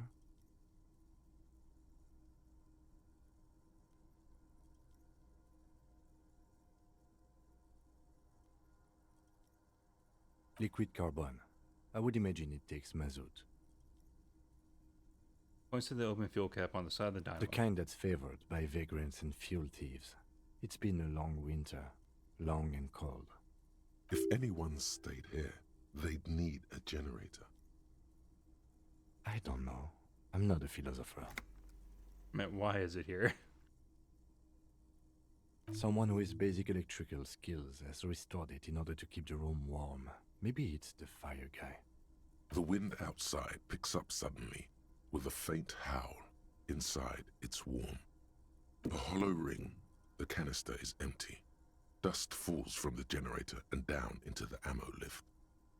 The lieutenant assists you, holding the canister up to the fuel tank as you tilt. Dark brown, viscous fluid pours out, and the room fills with a chemical smell. There's a red starter switch on the side of the cylinder and a start rope on the other side. The lieutenant flicks the switch. Hold the rope. The recoil start wakes the old generator up.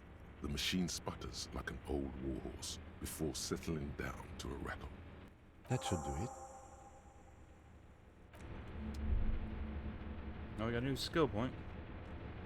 Possibly our last.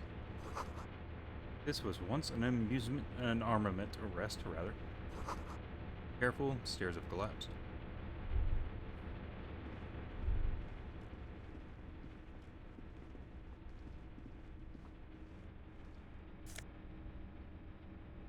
Morale. Money. And more morale.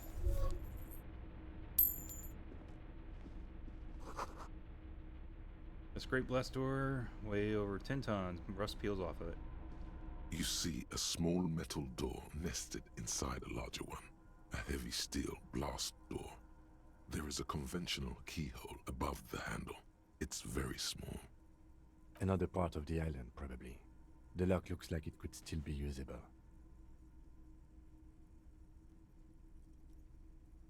Maybe this is one of the doors we don't open?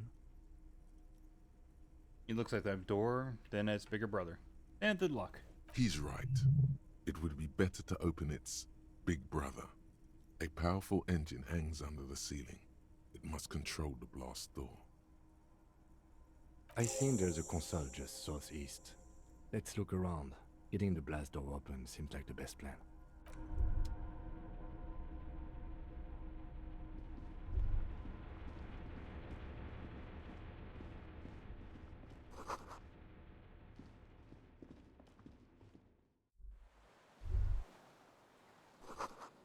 Iron's lit, you can't see inside.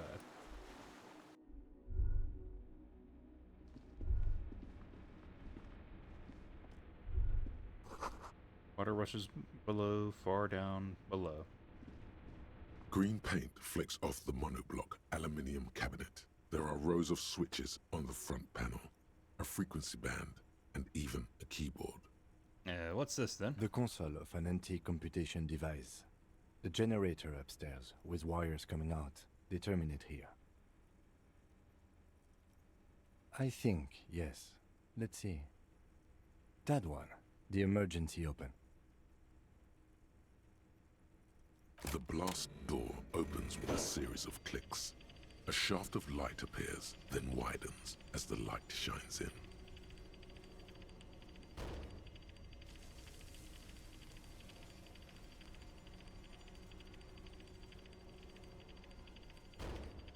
Mm-hmm.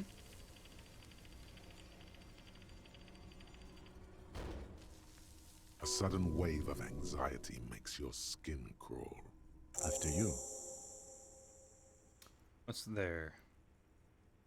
I don't know. A thin wisp of smoke rises from a charred black fire pit. The wind picks up, then dies down again. Yeah, that's good. But what if we go this way instead?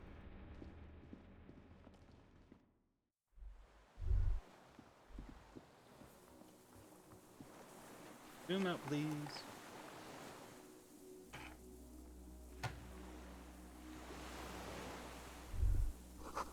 Must have been a direct hit.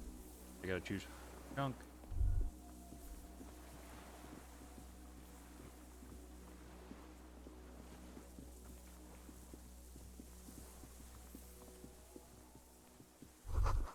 Winch is broken. Rust has eaten what remains of it. Chains.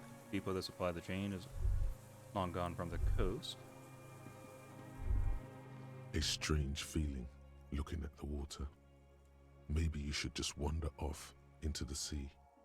Leave it all and walk in with a bottle in your hand. Nah, we're just shaking our head on no on that.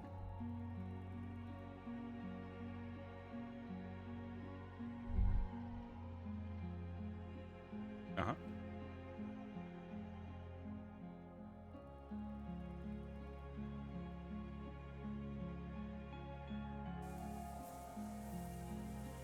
That was annoying.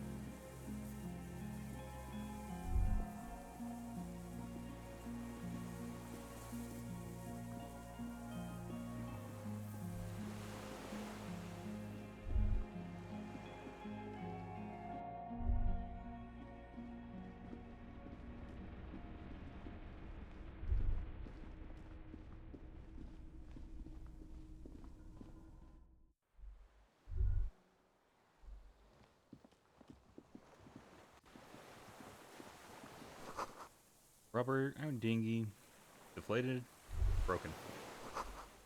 While white flowers blossom all around you.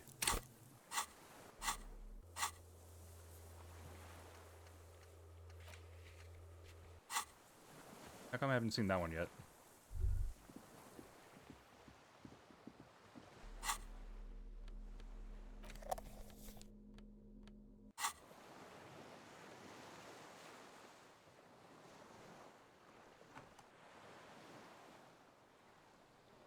Just trying to zoom out again.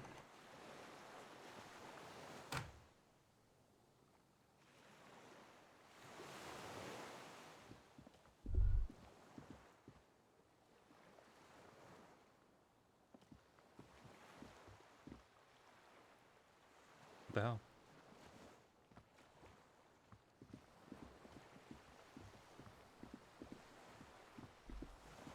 Now, before we talk to that guy,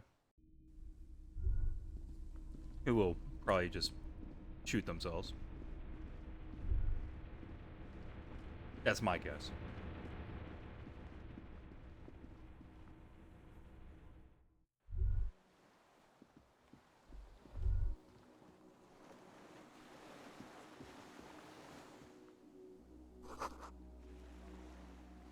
Get out of the console. Blast. Okay, how do I get to that other spot?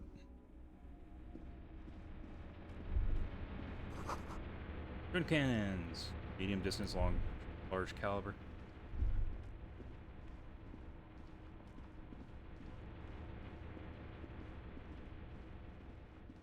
OBS is dying again.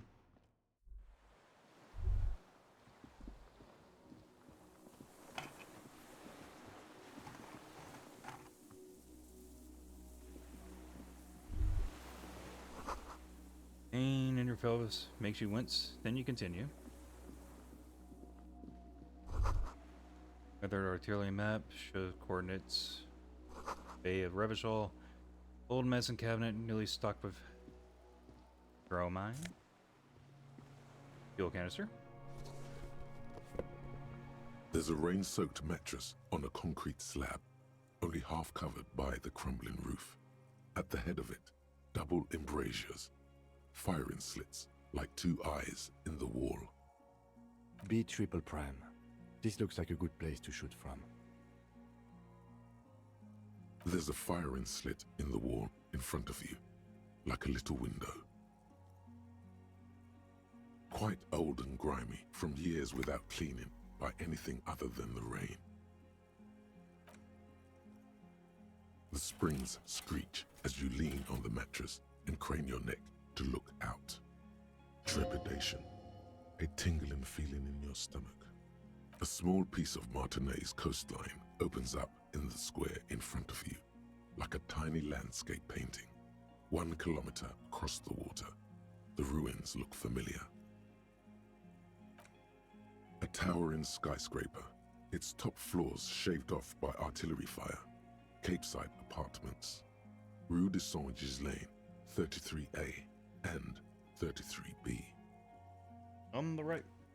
The red chimney and collapsed back of the 4-story tenement in front of the Whirling in Rags, Rue de Saint-Ghislain, 10, the doomed commercial area.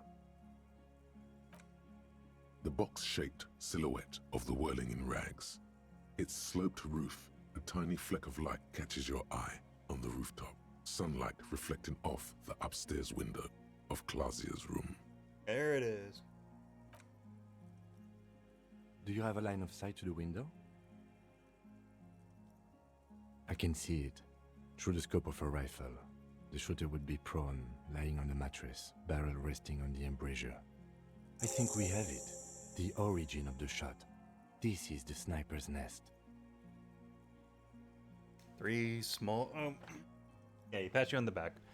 3 small pats in a row. Affirmative.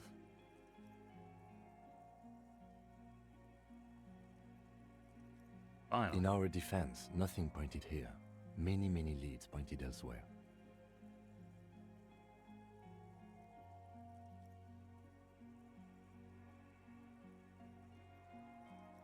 Six people are dead. Could have prevented it. Don't beat yourself up, officer. We did not put guns in their hands or get them drunk. We might have made them drunk. We will make up for it. Here. I feel it. Could the shooter still be here? Where? On this island. He does not answer, just nods. With his back hunched, he looks around once more and says, he feels uncomfortable suddenly. We should move now. A single-person mattress, modern, civilian use. Brand name, Marjorie. There's a fuel stain on the cover, along with cigarette burns. And an empty can of beans on the ground next to it, filled to the brim with cigarette butts. Pick one out of the can. The silhouette of a tobacco picker adorns the paper filter. The brand, Tio Moteri. The smoker's a clean person. I didn't see any signs of smoking inside. Keeps it tidy. Prefers to come out here to smoke. A single and an empty can of beer. The silhouette. I may have been wrong when I said it wasn't important. This means the same person could have visited both locations. I didn't see any signs of smoking inside, though. If people live there... Just wanted to hear him say it. There's a rain-soaked mattress. B triple prime.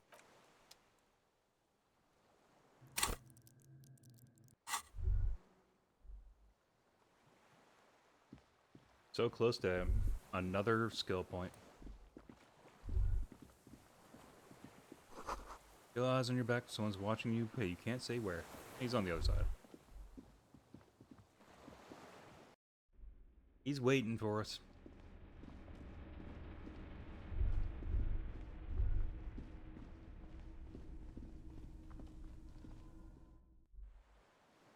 About to be 7 people.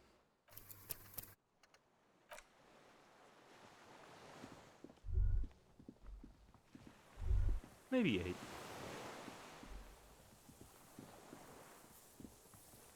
An old man, wearing tracksuit trousers, leans on the frame stock of his rifle.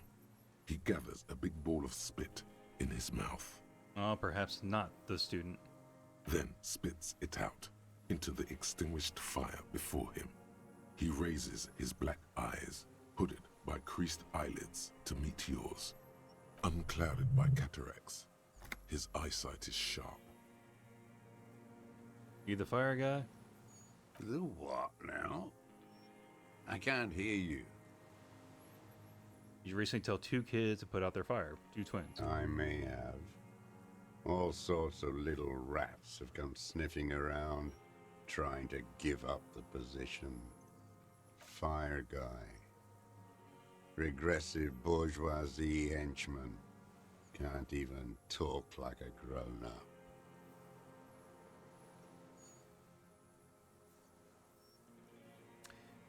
I feel like he knows we're with the police.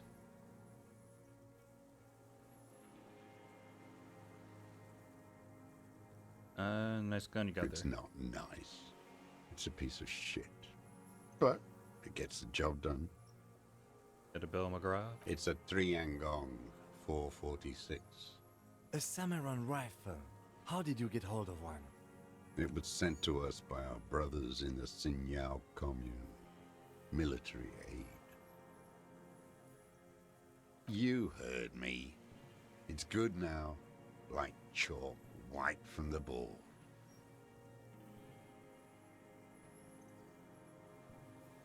I did. And you opened it. How? Killed the generator, then used the console. I should have burned that console down. How'd you know I was coming? The boat engine. On the water. My eyesight. Yes. Helps me see all the shit. A shudder of disgust passes his right side. His left side remains motionless.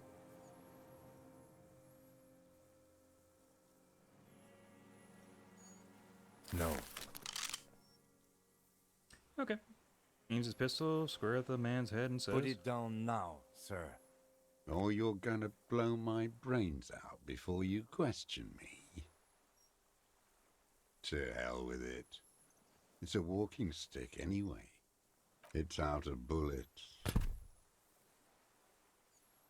Omens lays the rifle down carelessly, then looks at it lying there. Like an amputated limb in the sand.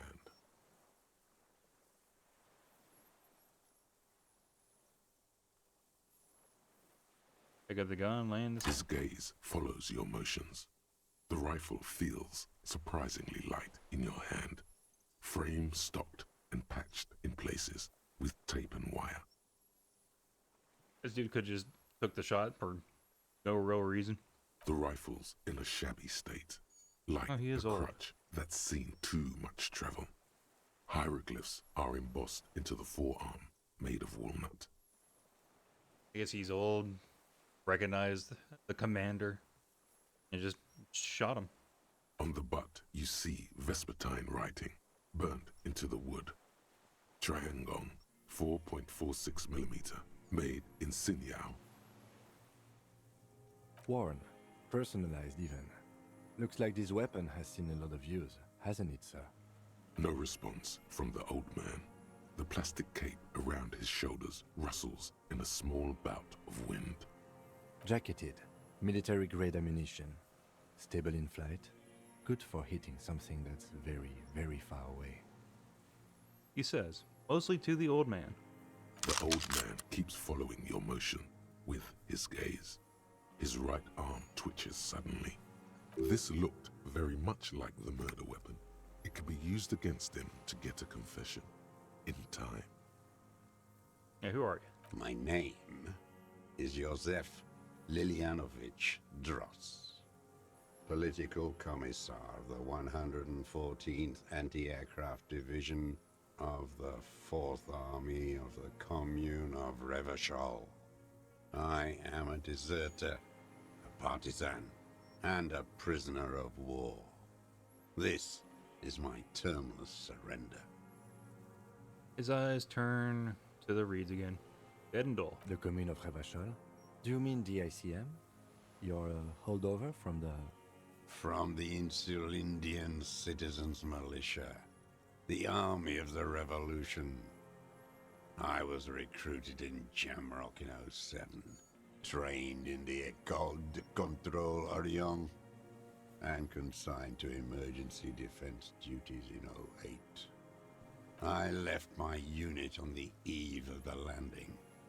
When I returned here on May 14th, the commune had fallen.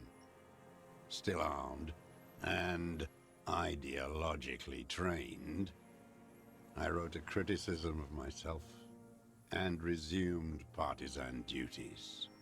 51 minus 8 equals 43. No. I've been on other islands, too. I was an resurrection until they turned it into a spa in 18. Then I was an E-48, a nameless sound, until the sea washed over it. Then I came back here. That was 22 years ago.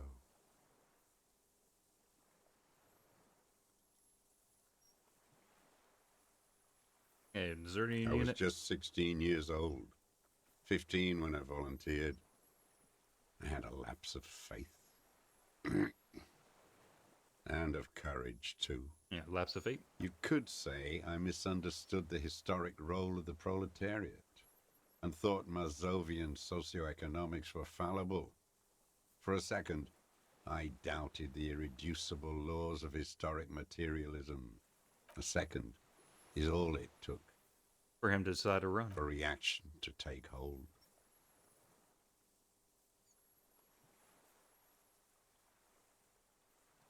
It's the same thing. You haven't seen it.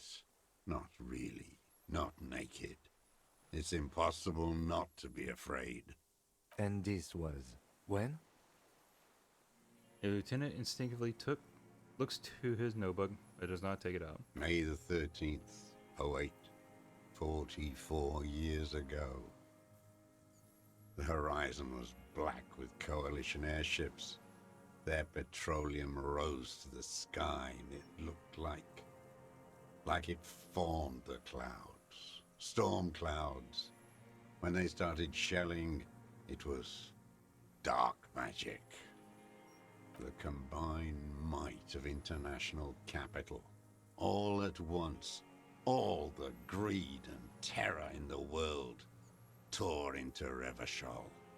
It lifted streets from the ground and turned houses into ghosts. We were in the flak tower. He gestures toward it. Huddled on the floor. The artillery was 80 kilometers away in Ozon, but I knew the commune would fall. We would all be turned into ash. so I said I was going to the map room. He looks east. A terrible shame still within him. The lobes of his ears are red with it. The shame and smallness of what he became.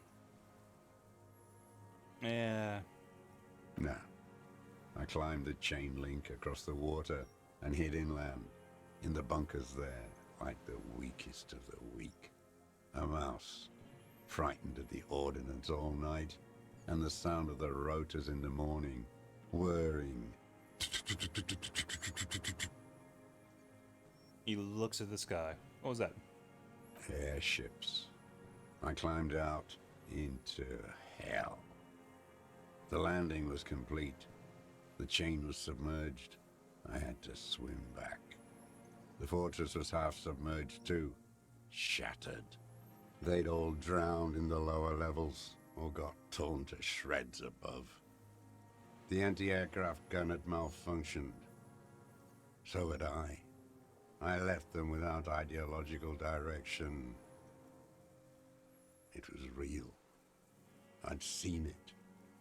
I'd seen it in reality. Some kind of great terror, worse than you've ever seen. The mask of humanity fall from capital. It has to take it off to kill everyone, everything you love.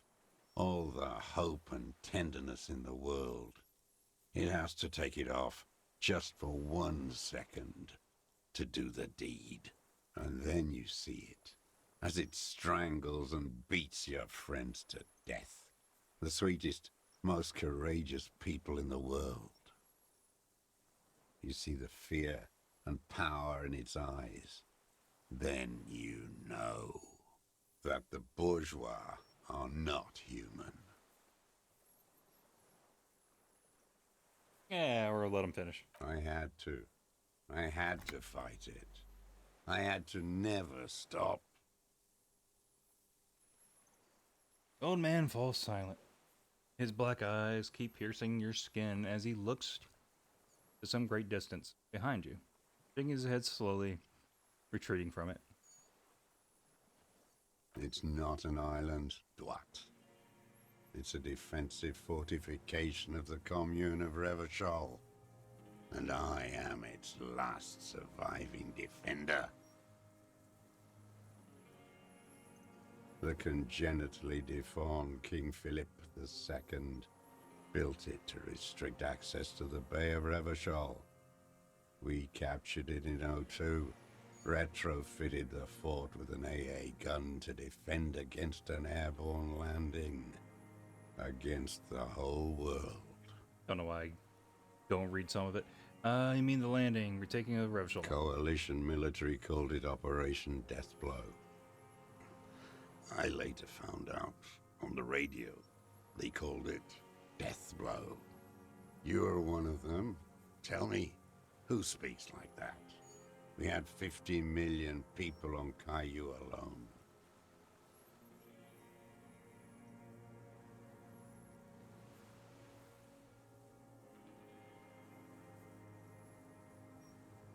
I'm not one of them. Sure you are.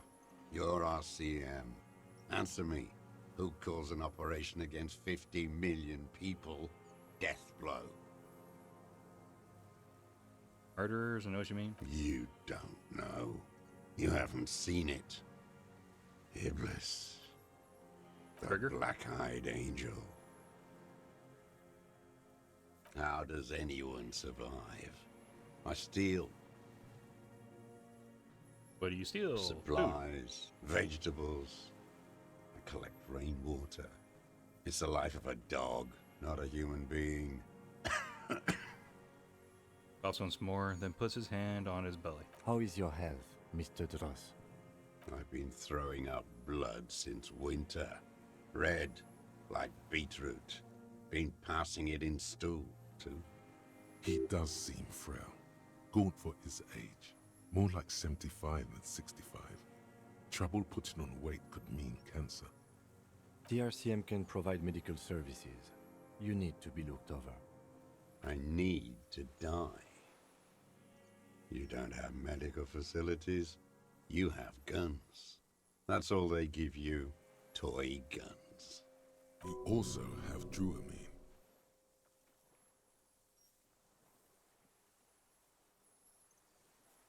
How have you coped mentally? I haven't. I have holes in my brain. Years missing. Others filled with pain only. A decade of... His eyes roll into his skull and back. I don't even know what. Inferno? You know, Lieutenant is about to say something. I would imagine it gets tremendously difficult, mentally, to live in isolation. Traitors. It's better alone. I watch the people of this city turn the lights back on more and more each year. Ruins, glimmering in the dark, like a fucking merry-go-round. Okay. It's disgusting.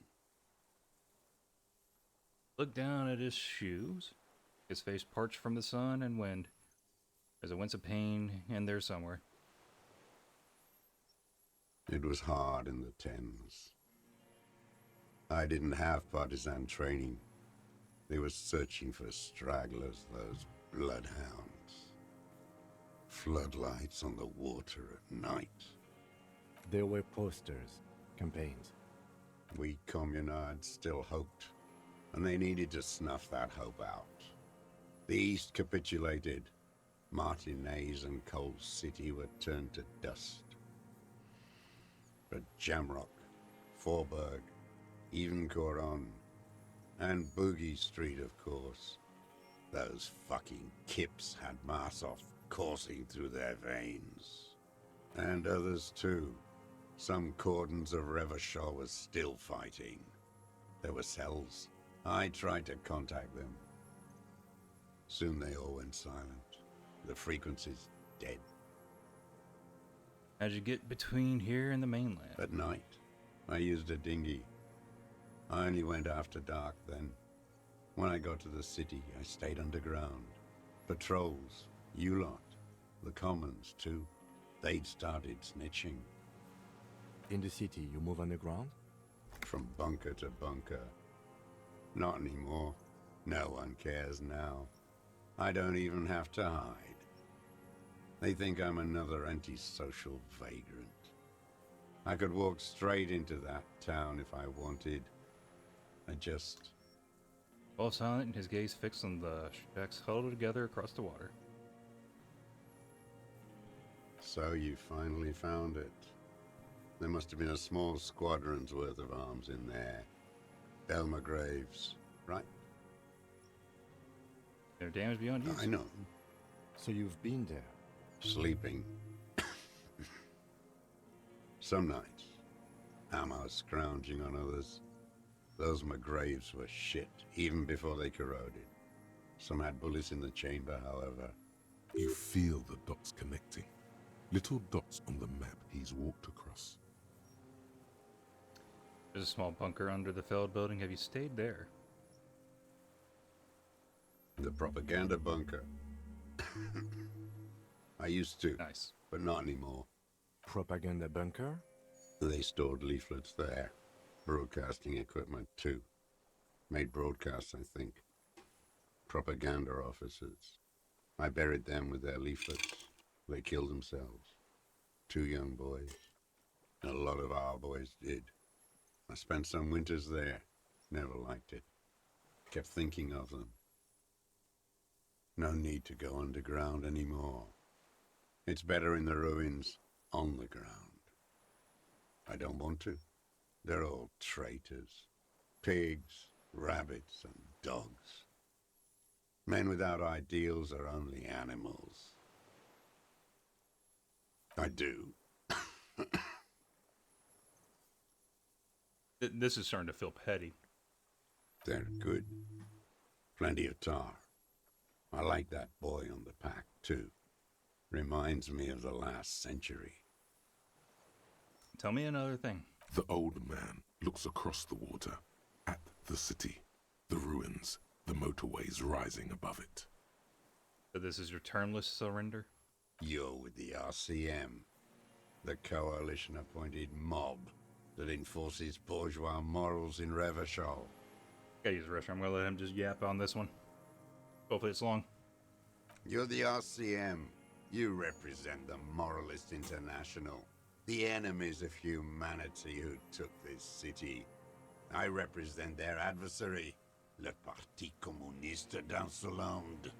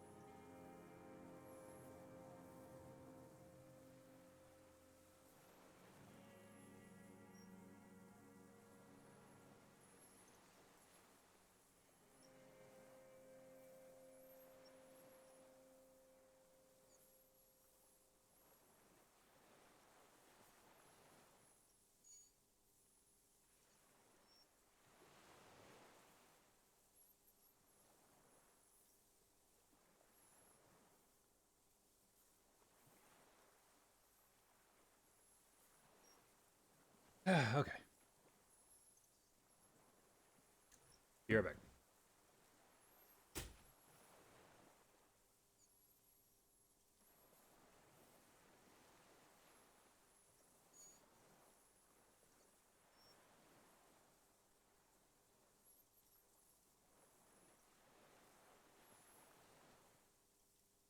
Alright, now I'm back. Take me to them as a prisoner of war. I have relinquished my weapon. I can no longer serve. No superiors can relieve me of my duty. You bulldoze them all to a mass grave for trying to free humanity.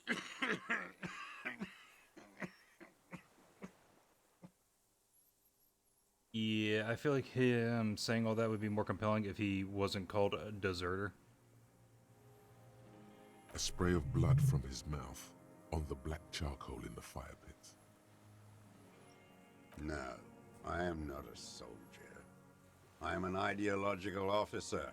I belong to the party, not the army. But you were trained and assigned to the Defense Corps. Trained in historical materialism, then assigned as a political commissar by the party. These things used to mean something.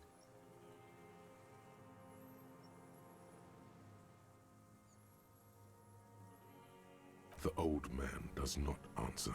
He tilts his silver head and looks at the reeds. You see a small tremor pass through his legs. His job was to assure the army answers to civilian control and follows the ideology of the Commune.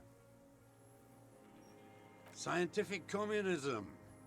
A commissaire politique is a knight philosopher of the revolution, a future human.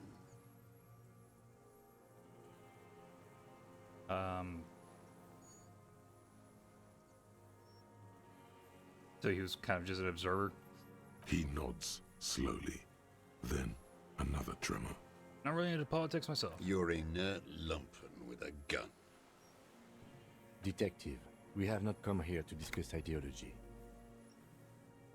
Then turns to the old. We have come to ask questions regarding a murder investigation. The old man spits into the fire pit. He does not say anything more. A jitter passes his lower body.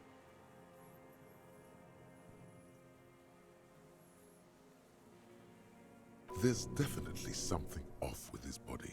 Something more than just metabolism, or even cancer. 43 years and 10 months. Don't even know what that is. That's kind of insane. It's not how a human being should live. But I had to. Didn't. I couldn't just forget. I couldn't just forget what I saw. I hope we get an option that says try alcohol. What have you been doing during all this time? Hiding, fishing, waiting. Looks across the water. Where the afternoon grows late, on Rue de Saint-Ghislain, people walk home.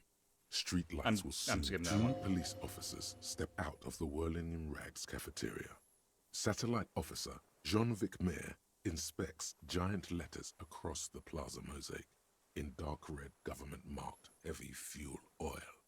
Patrol officer Judith Minot points west. The fishing village. She glances at her watch. We meet in 15 minutes. It's a 10-minute walk. The officers go, leaving behind the writing, still smelling of petroleum. One day, it says, I will return to your side. Always waiting. The old man turns his eyes from the shore and back to you. For her to return. Her who? Girl child. Revolution. Come from there, point to the mainland. I can assure you that is not what the people are planning. I've been there. The city is tinderbox. It may still happen. I've seen it. The capital is too powerful. The rich are very well organized. Women will always betray you.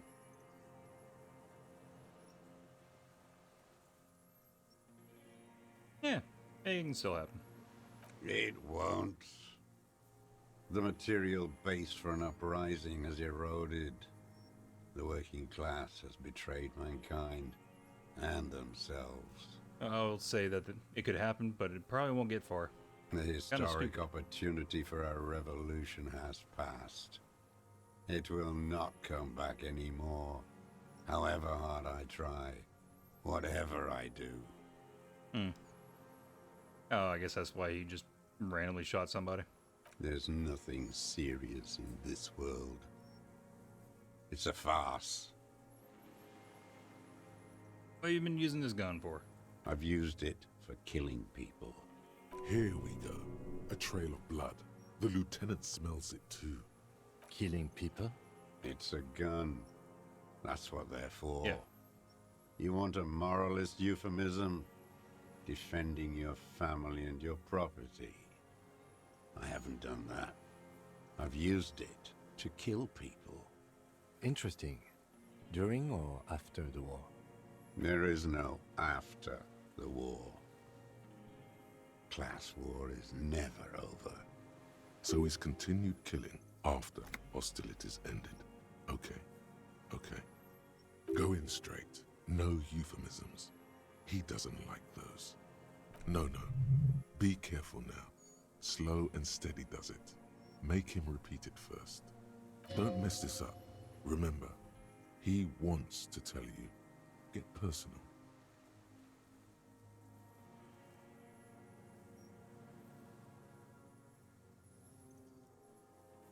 You want to tell me?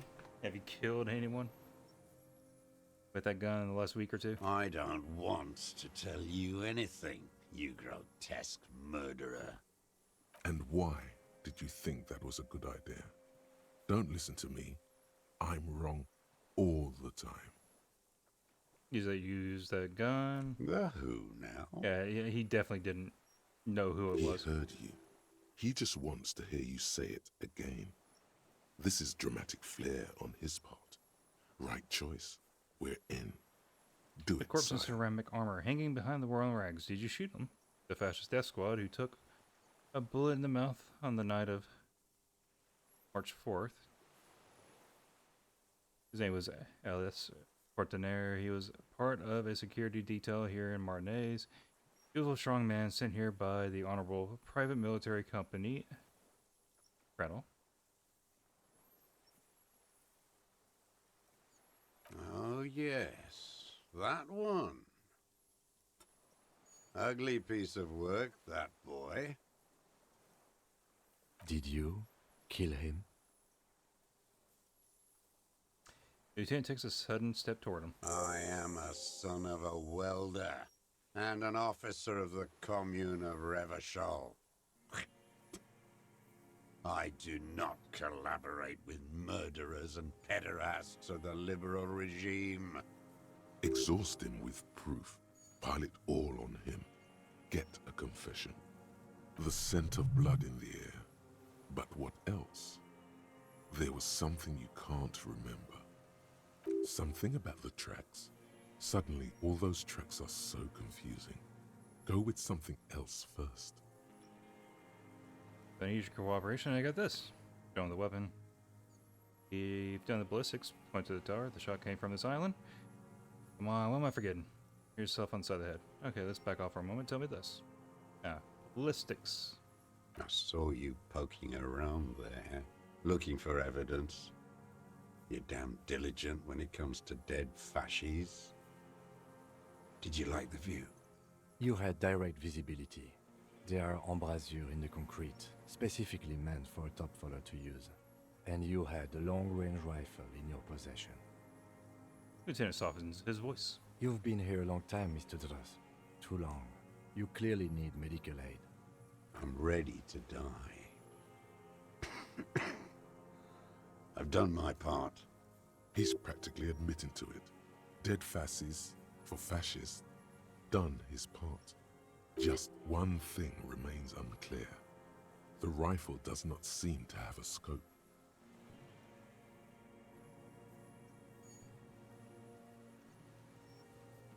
Forget about your stupid fucking scope. I don't know where it is. Find it yourself. It's your problem now. Oh, crap. He lost it. He just doesn't know where it is. Forget it. Push on. You're sad for your fascia brother, aren't you? One twig got broken. Now the others are sad. He waves his hand. There's a twitch. And one more in his right eye. Almost. He almost burst out there. Is he just gonna die here? Anything. Not a lot of guns around that use military-grade ammunition, are there? It's a real gun. Not like your little musketeer pistol. I've seen you prance around with that. Jumping hoops for the liberals. You look like imbeciles. Why don't you ask them to give you real weapons? Going against automatic rifles with these toy guns. Of course you got those boys killed. Damn, he saw you. He's watched it happen. He would have a good view of the tribunal from here. It's not just empty boasting. So he saw you. Okay. So what? Don't let it divert you.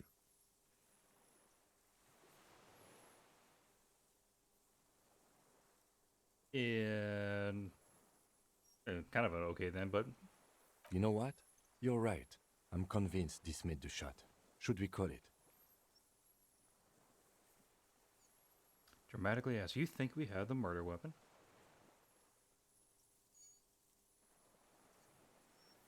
.46 jacketed ammunition, modified for range. We have it. This is it. Oh yeah, we have the murder weapon. Takes out his notebook, draws a single line. This feels good, doesn't it? Tearing things up like this. When you have the murder weapon, you have the killer. Murder. The old man does not say more. He just glances in the reeds and then twitches once more. This pushed him, but not enough. Just a little more. Wait, here it comes. The goddamn Maybells. The dried Maybells on Clausia's roof. My head hurts now. My head does hurt now. There were Maybells in the grass when you got here. They're revolutionary symbols from the war. Wait, don't forget the footprints. The diagonal prints in the dust in the secret space behind Clausia's bedroom.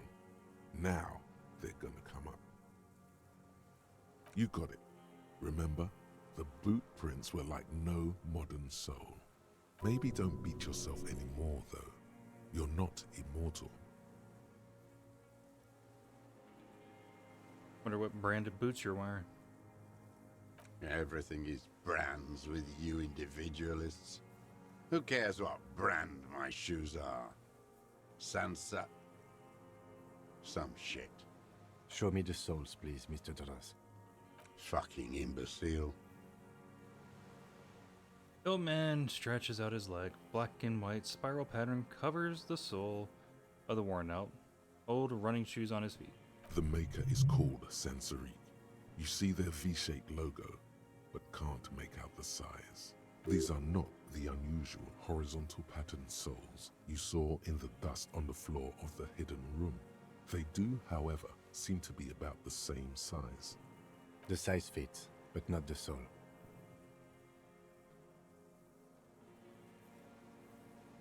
It's simpler than that. Sire, he doesn't have to be wearing them right now. People change shoes doesn't mean you weren't there. Near the room. Yeah, they brought that up earlier. Racking those brains, are you? Desperate to report something back to your masters? They must have really loved that dead fuck. I don't think he understands how a job works. The lieutenant gives you a quick sideways glance and nods to acknowledge. The prints were his. You can see it in those eyes. He can't keep them from flickering, looking for something. The old man stares at his own prints in the ash around the fire. Silent suddenly, some strange process within him. A gush of wind. Seagulls in the distance. You've almost got him.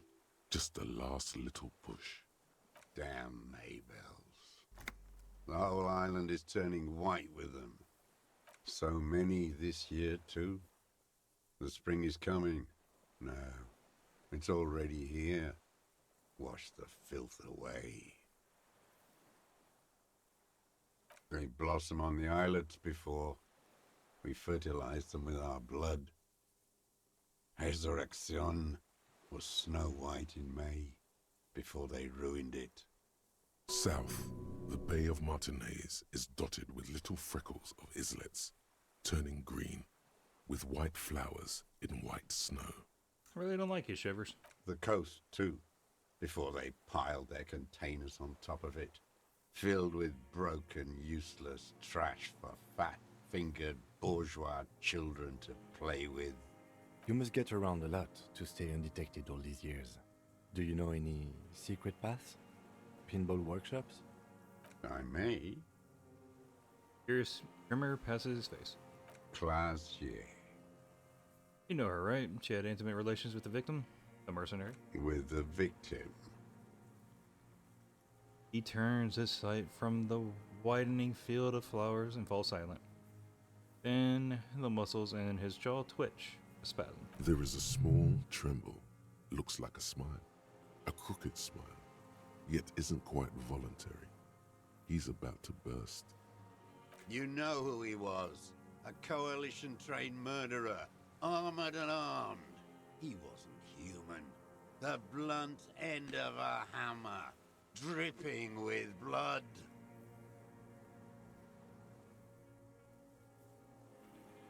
He was a killer, but he was still under the protection of the law.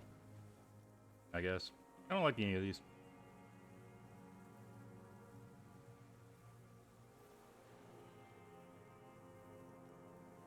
I mean, first one. Sure. Beating us to the ground. Moaning with joy. You hounds get so thorough when a company-trained killer dies. I haven't seen you on this coast for 40 years.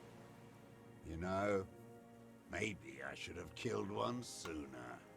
Got your attention. Now you stop beating druggies and prostitutes in your basement. Now you come to investigate. Not when they die by the hundreds. This is it. Shot him. Shot him. Say shot him, not killed him. Oh, the inhumanity.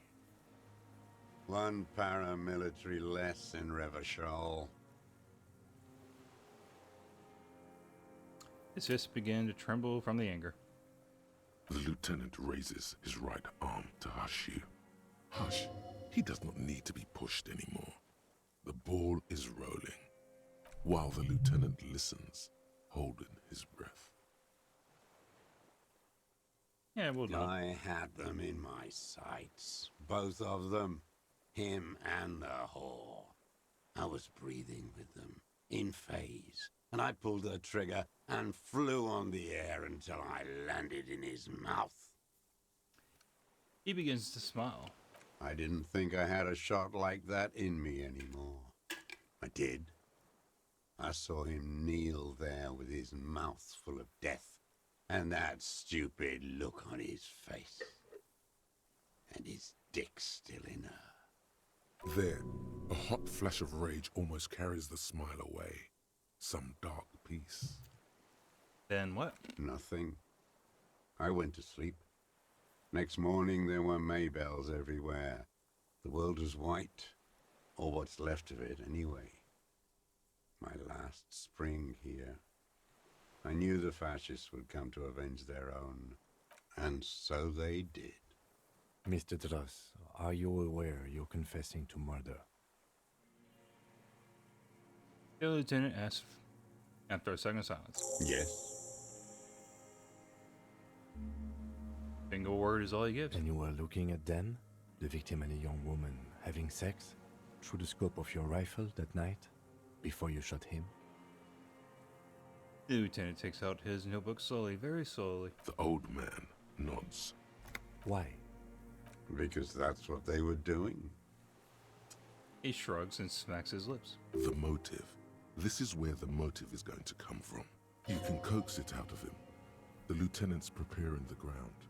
I don't understand. Do you, detective? I don't understand Why this were you part. looking at them at that night? I'm always looking.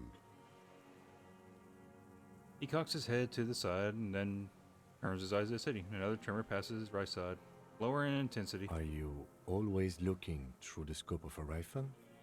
I'm just trying to understand. A rifle scope has the best magnification. Helps him see all the shit. And if you don't like it? If it's part of the shit you see. Then you pull the trigger? Yes. Think What's of the it as a lieutenant, yeah. form of critique. Yeah, okay, so it's just Got him going. shooting for the Connect heck of it. every little piece now. Wrap this up like a gift. Sure, we'll just do this, why not? For a 60-year-old man with stomach trouble, who spent his entire life alone on an uninhabited island, he seems surprisingly fit. He's prone to erratic hand gestures and clearly malnourished. But that's it. You can see no more by looking at his slouched frame. The moment passes, and you say, Look at anything else you haven't liked? A tragic comedy. Druggies, prostitutes, and rentiers. a strange little engine seems to fire up in him again. It straightens his back. Specifically, the whole city is a charnel house. Stripped clean and draped in neon.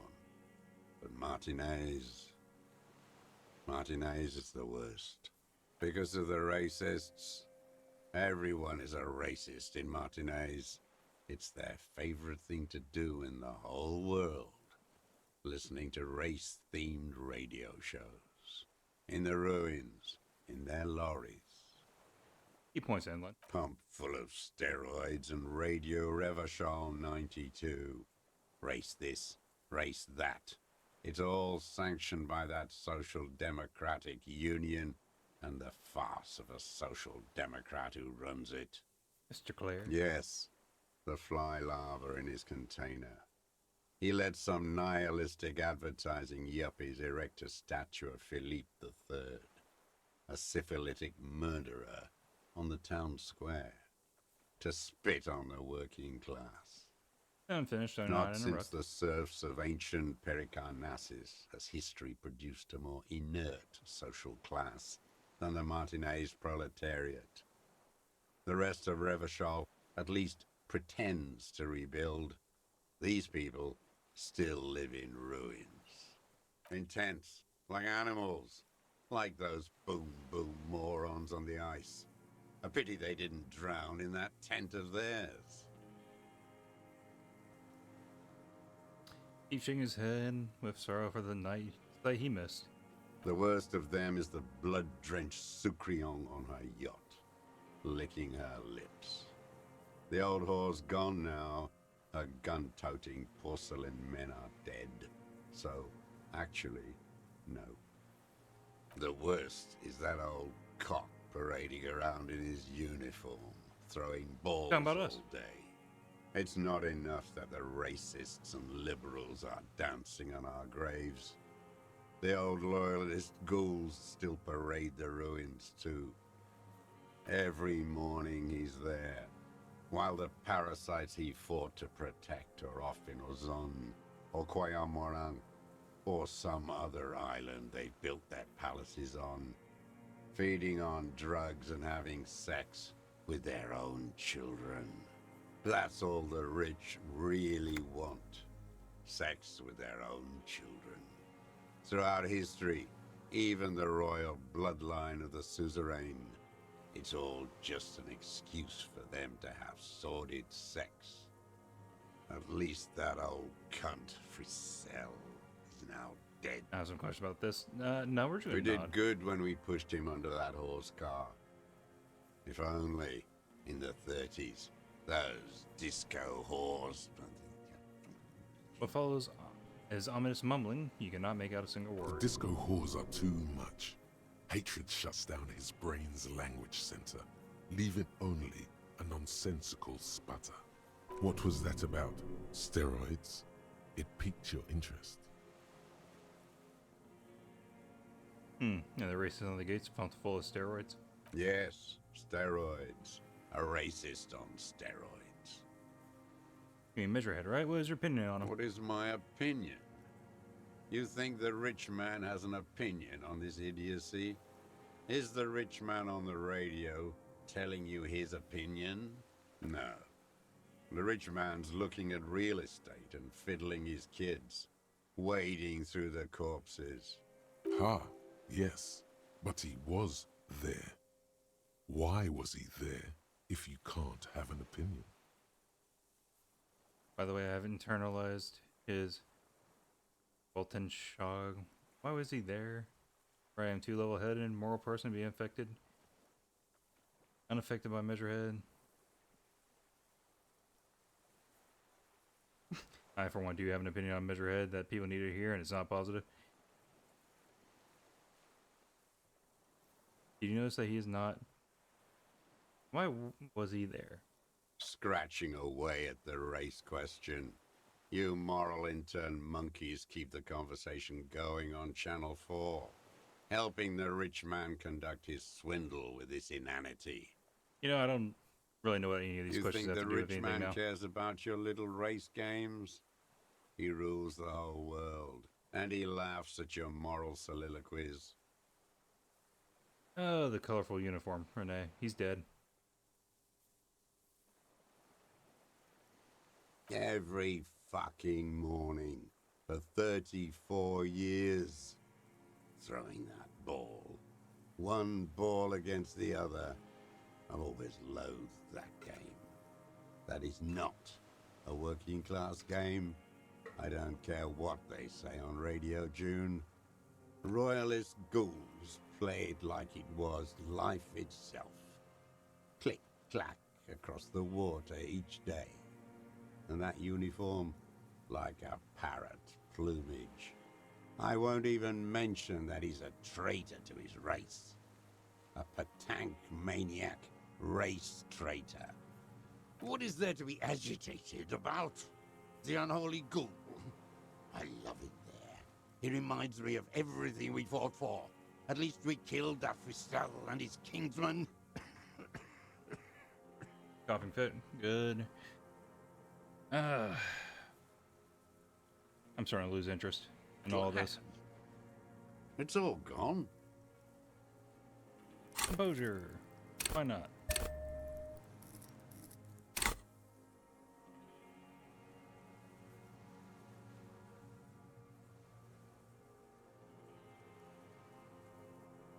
His lip curls into a sneer at the memory. Glad. It's all gone. Aside from the rare, erratic hand gesture, smacking his lips and despondently staring into the fire, you can only see that he is old. His lip curls into a sneer. Glad. It's all... What strikes you about this gaunt man is not the stomach pain, or the cough, or the malnutrition. It's precisely what you could not see before. For a man who spent 44 years hidden in the urban wild. Indeed, he speaks fluidly. His movements are rapid, if erratic. His voice, despite the cough, is there.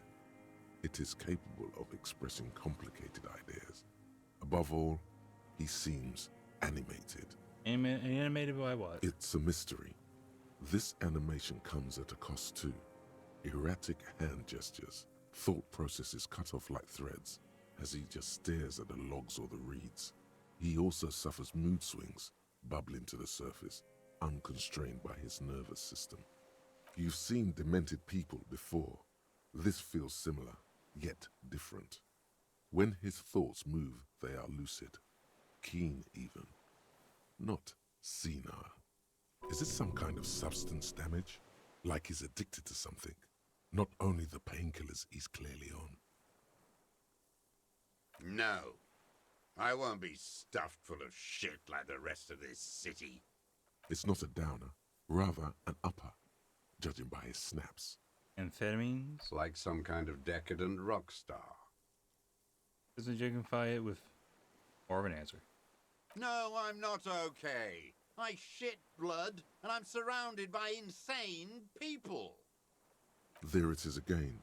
Erratic hand motions, bouts of rage, and the stomach thing too, of course. Could it be a symptom of overdosing on something? Something even you have not tried? Keep your eyes peeled. Them. Fucking. I didn't like that. So you were jealous? Of course he wasn't jealous. Jealousy is a reactionary concept. I didn't like the Reaver enjoying himself. Drugged out, soothed in the arms of a young woman. I wanted him to die so he could not enjoy life anymore. And I wanted to see his head explode. That too. She should know better than to hold a child murderer between her thighs. I knew he'd be there for one more second, writhing. That's all it takes for the bullet to reach his head. Now that I think of it, I wasn't aiming for his mouth. I wanted his brains to spill out on her. But you can't have everything. That's he true. wants to see her covered in blood. To punish her.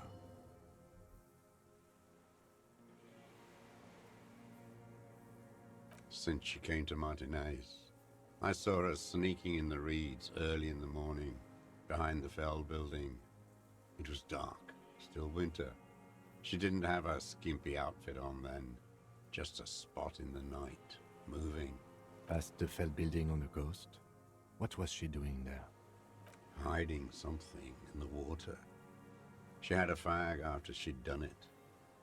I was up in the ruins there. She couldn't see me. Pretty sure you mean cigarette. But I could see her, smoking. She was nervous, but not scared. And beautiful. Her passport and tickets to Villiers.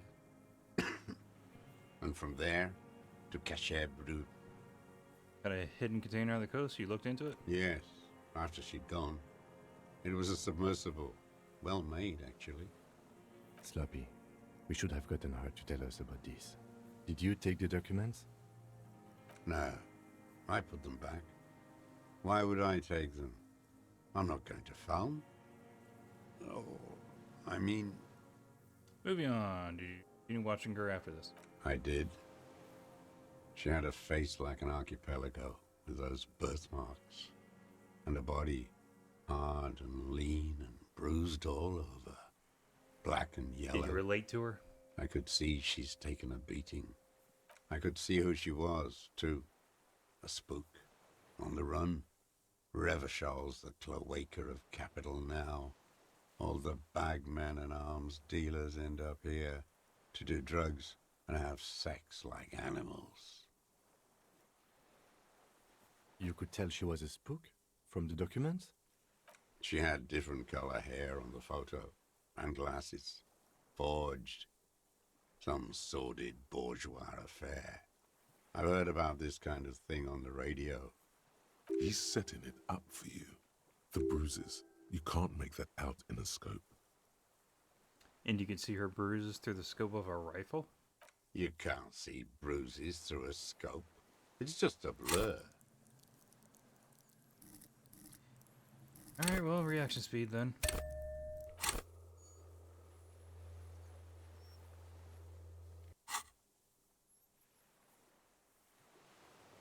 Found her people, footprints in the dust, could have been changed shoes. It quickly comes to you. Isn't that about any chance you've seen them through a hole in the wall? Oh, yes. Cutting those drugs of hers into little lines with a knife. Masturbating. Everything in him fills with impossible longing, all at once. Did you make that hole? With a clip point knife. Like that, too. Yes.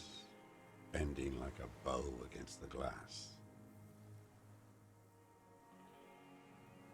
I've been through all of Martinez. Every nook and cranny. And that too. Yes, that too. The things they did in that little room. What she'd do to feel good. Funny the way light works. You turn it on inside, and it gets so dark out, you can't see a man looking in. I learned that in the 20s, when they were still hunting me. I've seen people do some shit, but... Keeps shaking his head. This is going on a lot longer than I was Those expecting. two took the cake. You hear the familiar scribble of the lieutenant's pen. A quick glance at you. One more loose end down. We're doing this, detective. How did you get in there? The hidden pinball workshop.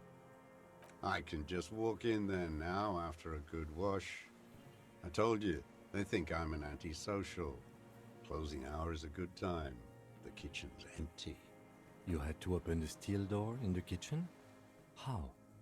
I got that open a long time ago. Some bourgeois game merchant lived there. I don't know, 15 years ago? Yeah, I was gonna say spare keys. He left keys. spare keys all over, and I took one. Then I saw her turn the light on one night in my scope. Points toward the whirling in rags. Andy found use for it. A spare key, like the one hanging behind the Union Box window.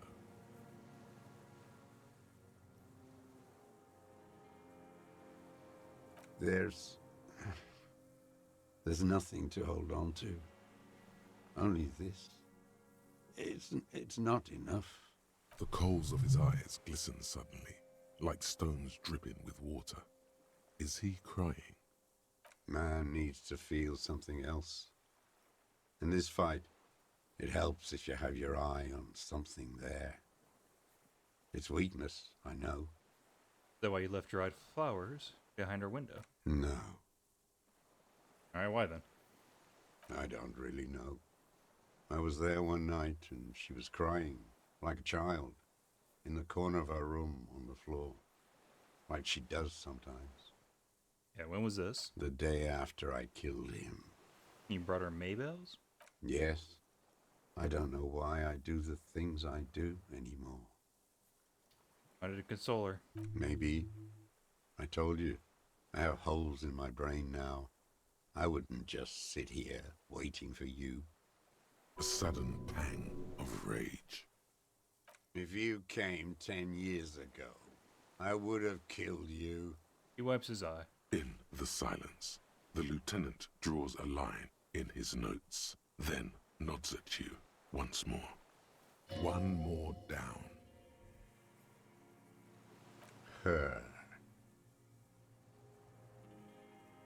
So he repeats, staring at the ashes. Then the reeds. There's a twitch in the corner of his eye. The lieutenant nods at you in acknowledgement. That's it. Motive. We have it. Where is she, that Clasier? I haven't seen her there for days. No, like 2 days. She got away. We don't know where she is. She got away, but she let us hear first. She figured out someone was watching her from the seafort. Gone. I knew it. She kept staring into the scope this last week at the island, like she knew. He sighs. She'd look at night, crying or smoking on the roof, staring right into me. It doesn't matter. Midtown, across the Bay of Rivershell, the oceanic wind washes 40-story towers. Above them, Lucerne Central Aerodrome, a cocoon suspended in the sky by a web of suspension wiring. Encircled on the platform, a young woman is withdrawing from amphetamines, barbiturates, and alcohol. Yet still she smiles among the crowd, among the great ghosts of the city she's leaving, for another, far south. Smaller, distant, hidden, not like the great chandelier she sees sparkle in the night below her. Streetlights, towers, tenements, and water, and across it, a dark strip of ruins, barely visible if she didn't squint her eyes. He knew she knows. She was looking at the island, figuring it out, day by day, cigarette by cigarette. The old man has fallen silent, staring at your feet. The burnt logs in the fire are moist from the sea air.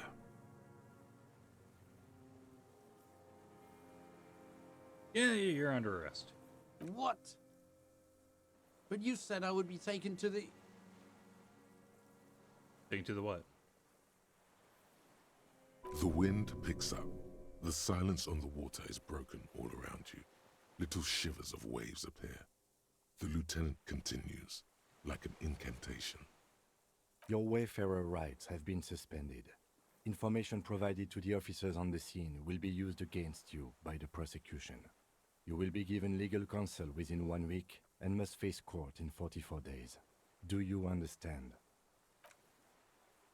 Do you understand? But... Do you understand, sir? No, I don't want to. I have to stay here. He looks at the reeds, eyes submerged in growing terror. He's sweating. Beads are forming on his forehead. Pupils are dilated too. Eyes getting blacker and blacker. Your confirmation is not required, sir. Now on to the boat. Does it have room for 3? Not really. We could escort him to the pier, then either one of us can take him inland while the other stays here, but... But then, who watches him while you're coming back here? Who watches him while I come back for you?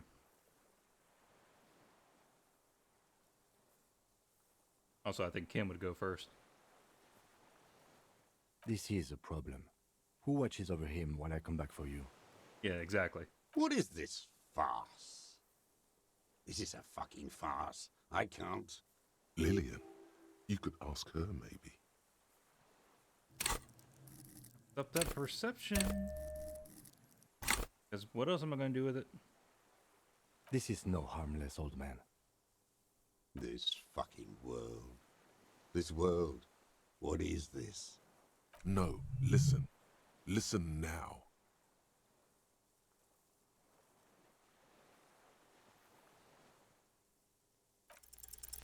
There it is again, to your north, as it has been since you came to the coast. The reeds whisper, stalks rubbing against each other, but then, in the middle of it, Friggin' the cryptid. something completely different. It sounds like a bow, very slowly being drawn against the strings of a violin. A very small violin, made of Guess he's reeds getting killed and off. rushes. Maybe there is room for 3 on the boat. Cam, do you hear that? What? What are you talking about? Is this really us? Your skin crawls.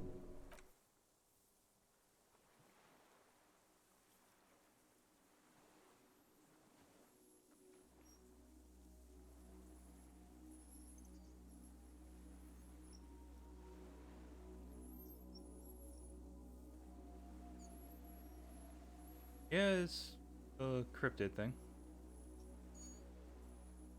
A delicate tangle of arms and legs unfolds from the reeds, limb by limb, to then just stand there, moving its scythe-like arms in ghostly silence. The traps are too freaking small, are you kidding me? What are you talking about? There's nothing there. He looks The confused. stick insect is over 3 meters tall. It looks straight at you with its tiny pin Why are we having like a eyes little and trip its here at the very end? grotesquely small head. Oh, is it because I'm wearing the thing? You feel your legs shaking under you and your gun hand rise instinctively. Finally gone insane. Put your head in your hands. You feel the lieutenant's hand on your back, and then you hear him say, "Forward." I can see it. Okay. Thank God. If he can see, then you're not insane. But that means it's really there, spinning slowly, in absolute silence, its limbs long and slender. Be very, very careful. The lieutenant whispers, then takes a step toward the giant anthropod. Hear that? Magnesium. That's what you're lacking. The lack of magnesium has you slouched. The magnesium levels in your blood are dangerously low. It's about the low magnesium levels and not the high alcohol levels. Yeah, we're just discarding that thought. Yes?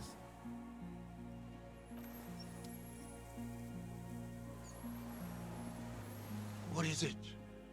What do you want from me? I can't go. Something is very wrong with him now. It's right there. Can you see it? One letter is all you can produce. His hands are numb, and he stares at them. Nothing. Nothing is what he tried to say. There is nothing. Only the reeds for him. The reeds and devastation.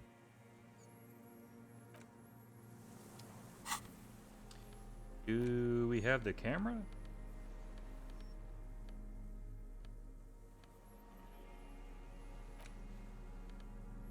Doesn't look like it.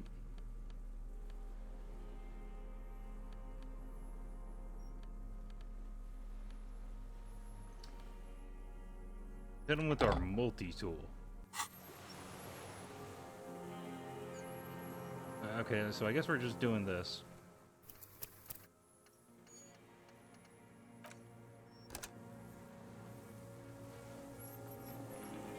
The creature stands on long stilt-like legs, antennae hanging from its head like a woman's hair, white and curled at the tips. It is no more than 5 steps away from you. Reed-like tufts stick out of its joints. As the insect moves its forearms, it produces a faint hiss, like a reel-to-reel machine spinning after the tape breaks. The hiss is different from the strings you heard before. It says something else in a lower pitch. It's an insulin phasmid. It is. The lieutenant whispers behind you. You hear the familiar ring of his jacket unzipping, slowly, painstakingly so. You glance over your shoulder. The Sure you won't scare lieutenant it off? holds a piece of milled aluminium. He begins to pull it open extremely carefully. It's the camera. Oh, hell yeah. We need a photo. No one will believe us.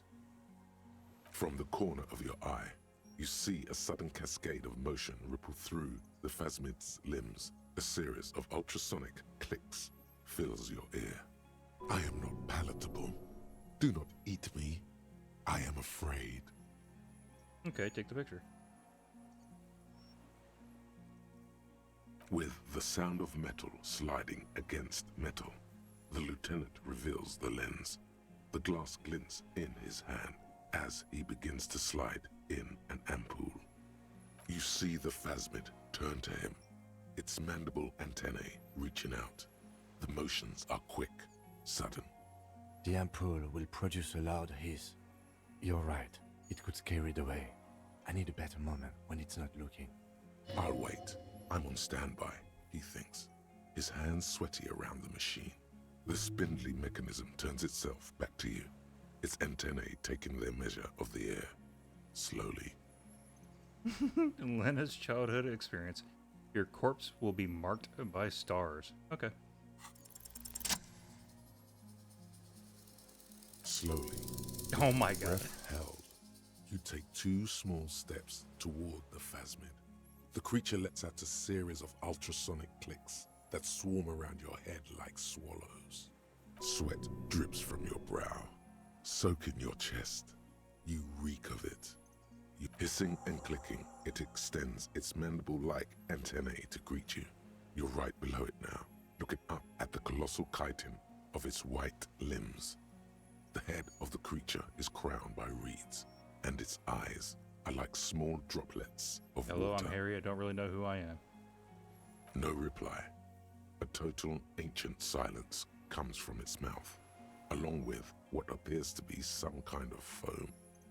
The stridulations of its limbs continue all around you. Yeah, let's look more closely. You were right.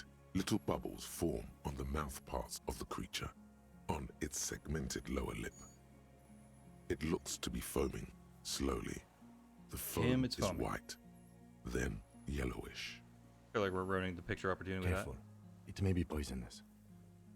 The lieutenant watches you apprehensively. The foam slowly turns a darker shade, like burnt caramel, as the insect moves its mouth parts, Did I masticating. get over the phasmid? The little bubbles pathogens? begin to burst, one by one. Yeah, let's do this one. I exist. Is this a dream? What is happening? Are you poisonous? Yes, I do not have a starter display, so I use a neurodegenerative element to aid in camouflage. Do not worry. It is only destructive over long periods of time. Okay. The deserter. He's been here for a long time. So am I. I was born to detect sucrose rewards and semiochemicals. What were you born to detect? The killer. He's in a bad state, deteriorating fast now. He thinks I am beneficial to him, but I am not. I only quicken his deterioration. You're destroying him? Very slowly, and only because he won't go away. It is meant to keep them from noticing me, to interfere with the pictures in their heads. But he has looked at me for too long, and I am destroying him. Tell me what it's like for you. It's a wonder bar. I'm ill. I'll tell you what. If I tell you what will happen, fire burning. Wonder bar. Yes, holy is the Lord of hosts, and all the earth is filled with his glory. Now, I will tell you what it's like for me. For me, it is a series of half-lit images, a kind of darkness, being intruded upon, transient, dim, moist. Shapes of plants and animals, and internal sensations. A swarm of sounds, tiny vibrations on the inside of my forearms. all speak of complexities totally beyond my understanding. Yeah, it could just be at this the end of an era smoke over funnel, here, making us all trip. weightless, so light, it only feels like something to be me. In truth, perhaps I'm nothing. I certainly do not have a soul, and if I did, it would never ache. Fuck is happening to me right now? Glad to be me. Few of us can begin to imagine the horror of you, with all of creation reflected in your forebrain. It must be like the highest of hells, a kaleidoscope of fire and writhing glass. Eternal damnation. Even when you're sleeping, and when you wake, you carry it around on your neck, with eyes open that cannot help but swallow more behind the mirror. I feel great, mute empathy for you. Disorienting at first, but I'm keeping my shit together. That must be incredibly hard.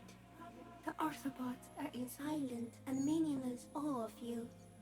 Know that we're watching. When you're tired, when the vision spins out of control, the insects will be looking on, rooting for you.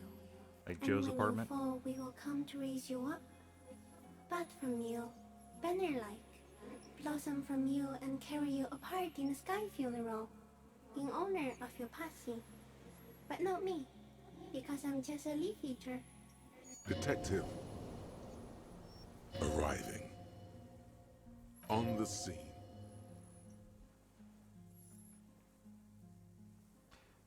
Where does this come from? All this around us, the world? And what exactly are you? I am an unknown species of the order Phantasmodia, endemic to the Insulandian Insula. For the last 350 years, I have hidden in plain sight, masquerading as the reeds, molding, cloning myself, unfolding at night to play with trash bins and boys. It may have unknown, dangerous biochemical characteristics that help it maintain its camouflage. No one unnoticed by the first settlers and the land surveyors of the suzerain. Also, by the soldiers of the revolution and officials of the occupation. Even the Seminese islanders who came here first, but did not stay, have not seen me. I have stayed hidden through 4 forms of government and 2 scientific revolutions, until I was accidentally discovered by a detective of the citizen militia in Revachol, district of Martinez, March 51. That's insane. No, you are. The moral of our encounter is, I am a relatively median life form, while it is you who are a total extreme madness. A volatile simian nerve system ominously new to the planet. The Pale too came with you. No one remembers it before you. The Nidarians do not. The radially symmetrics do not. There is an almost unanimous agreement between the birds and the plants that you are going to destroy us all.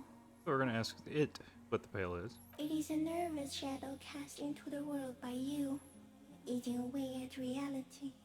A great, unnatural territory.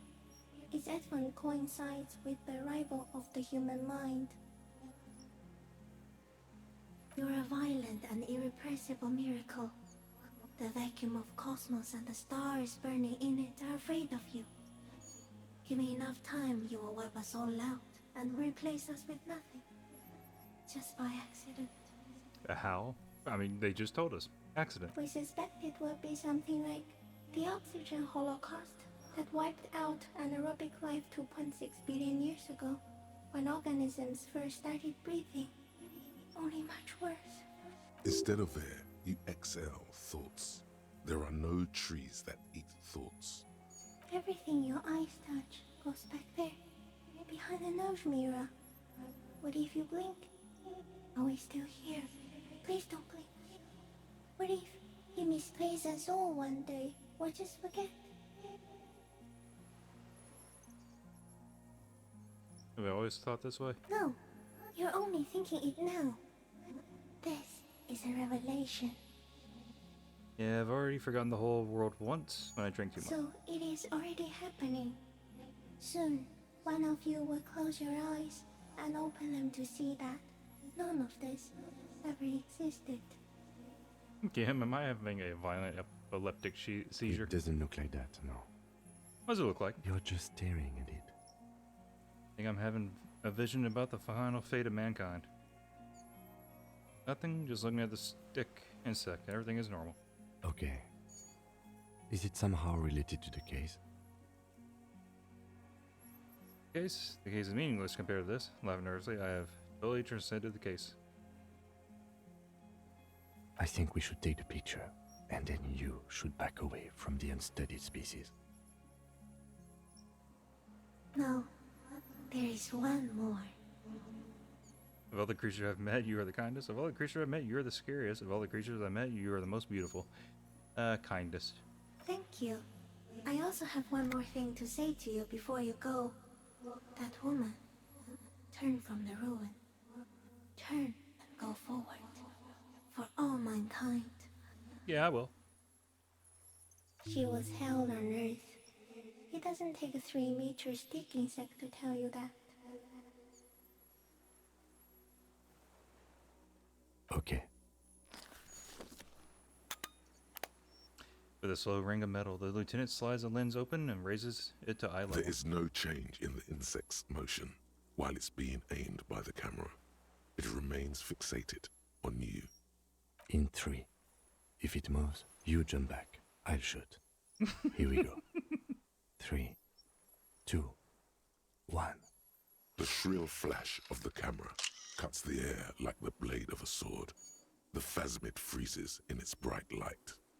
Head turned toward the lieutenant, hypnotized by the flash. It stands frozen before you. I got it. Carefully pet his scythe-like forearm. The limb before you is incredibly light, like eggshell. It's much lighter than a reed. You feel a soft push could tip the creature over. Its hollow exoskeleton collapsing. We shouldn't have done anything. Warning! Yeah, put your hand away. A sudden shiver passes the limb. Looks like the creature is awakening, wave by wave from its stupor. Some sort of countdown process is happening. That's all you have time to think. Yeah, we're just... Another shudder pulses through the creature's limbs. It jolts back to life, like a record continuing where it left off, in a swaying, praying motion. Even the small black pearls of its eyes do not stray from you.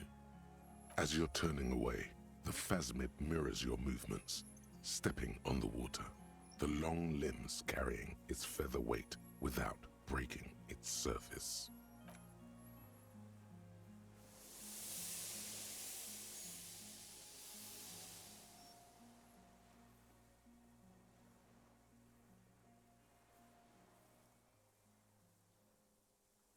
And just like that, it's gone, skating away across the sea's calm mirror like a skipping stone, leaving nothing but circles on the water. And something under it, in the place it stood, bobbing there, among the reeds, a collection of items. Scope? It's gone. Then it looks north with his head raised to his brow. Can walk on water? What's that in the reeds? Looks like a nest of some sort. We should have a look. Apparently, yes, like a water strider. Only, I've never seen anything like that in my life. Yeah, what now? What now? Puts his hand into the ash. It's dirty and black. Our suspect is not looking so good. We need to check on him. Eggs? Fairweather T-helmet. Rifle scope. Oh, thanks, phasmid. We're gonna keep going, because, I mean, it's gotta stop at some point, right? What is it? What do you want from me? I can't go. How could you not see the phasmid? Seriously, the reeds and fall silent. I mean, you kind of told us, right? The man does not respond. He keeps staring, black eyes glazed over and bulging from their sockets. His gap-toothed mouth shaking, like an addict of some terrible substance. Touch his shoulder gently. The plastic cape feels coarse. A light shiver passes the man. Other than that, no reaction. He feels small and frail. He's going into some kind of psychomotor immobility. The good news is, this solves our transportation problem, doesn't it, Mr. Dross? The trembling mouth appears to sigh. Between this and the broken tire he's used for a boat, I think it's safe to leave him here, while we go and get help. It will need to be medical first, I'm afraid.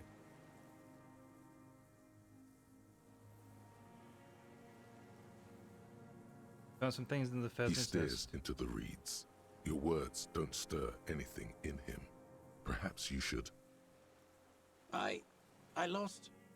Lost him, Mr. Dross? He turns his eyes to the reeds again, as he's done so many times. Beige and white stripes. He lost the scope. Then it somehow made its way over there. With the help of a magpie phasmid.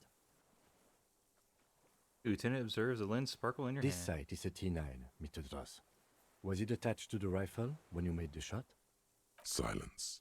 Not even a sigh. Yeah, what's with the helmet? Nothing. Just dull staring. Not even rage left. Wherever he is, the last embers have gone out. The war is over. If Kuno kicked it into the sea, as he said he did, the ebb would put it back here. This makes sense. Mr. Dross could have picked it up. Or the phasmid even. If it did, this is incredible. The plastic cape flaps around his face in a gust of wind. His back is slouched and his mouth open. The blacks of his eyes are receding. His pupils are returning to normal. The strength has all gone out of him.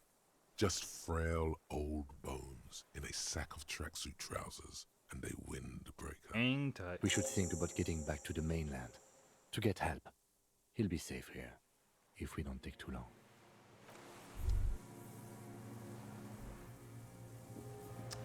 God, it feels like there's still gonna be another hour of this.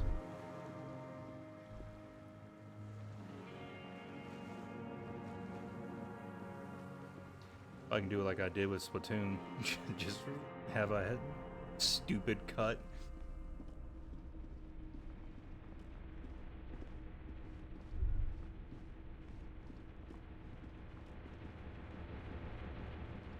You know, just have the intro way earlier and the dry cut to the grass end. crackles under your feet as you stop. Far away, birds' wings touch the still surface of the sea. It was that The flutter. flock of quail departs, now more than 100 meters away, 102. On the islet, there is almost no wind, just the light movement of air through the reeds. Bulrushes swaying on the waterline, long dried like a silent orchestra tuning at the beginning of some major work. Of great importance to the few who attend. Yes? This is where a lesser man would stop to think about the pain shooting up his right leg and into his groin. Not you. You're concentrated on how. I have. Is that why we're stopping?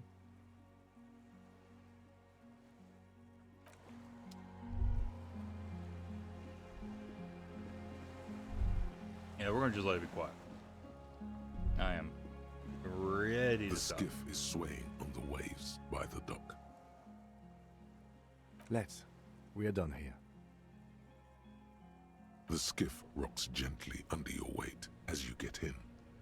The ride back is uneventful and quiet. But for the sound of conversation on the water, there is someone inland waiting for you. Two men and a woman stand on the concrete square of a nameless village, looking at a small yellow boat as it draws closer. The sea is calm. You reach the jetty and climb out of the skiff.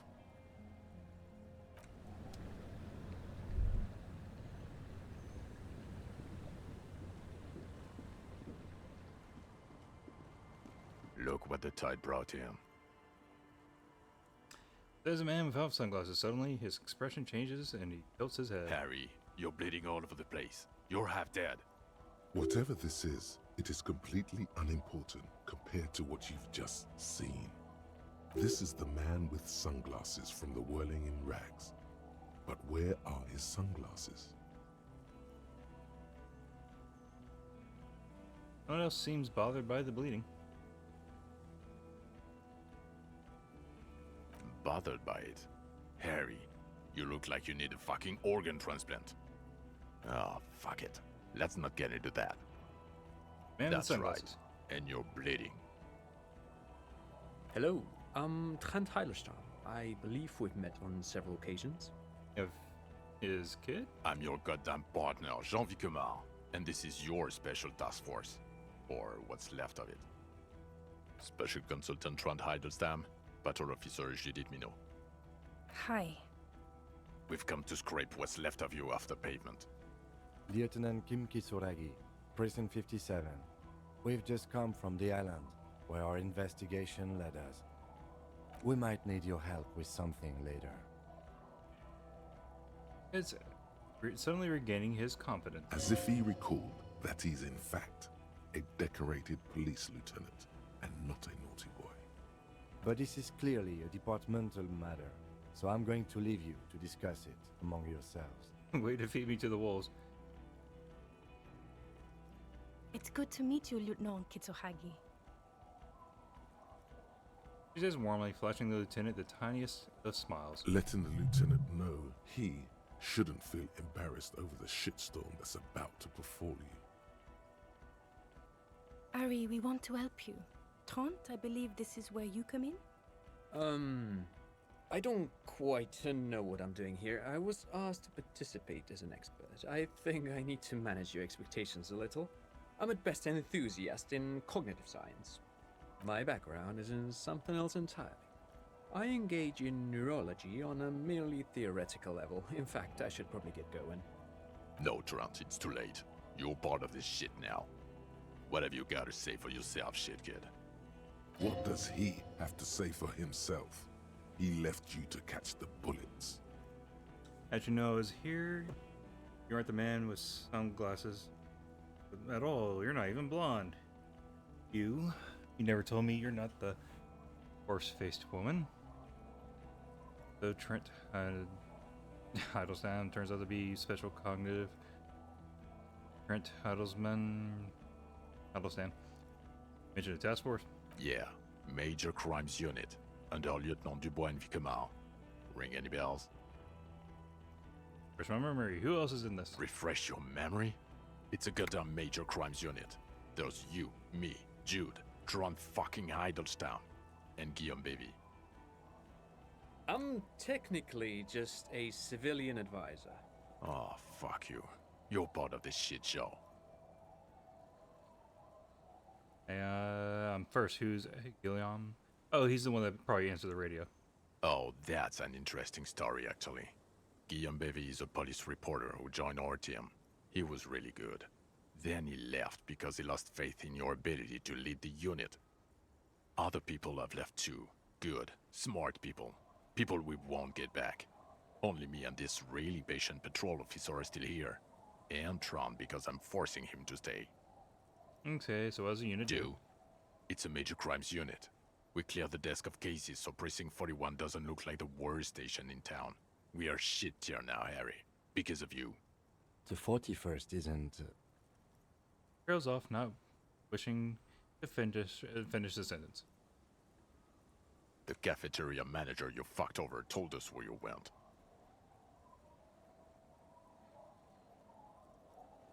I understand. Okay, guard told you. And people on the street helped us too, with your whereabouts. You're a legend among the drunks, Harry. A legendary local drunk. Yes, I'm Trent Hiddleston. I never said I wasn't Trent Hiddleston.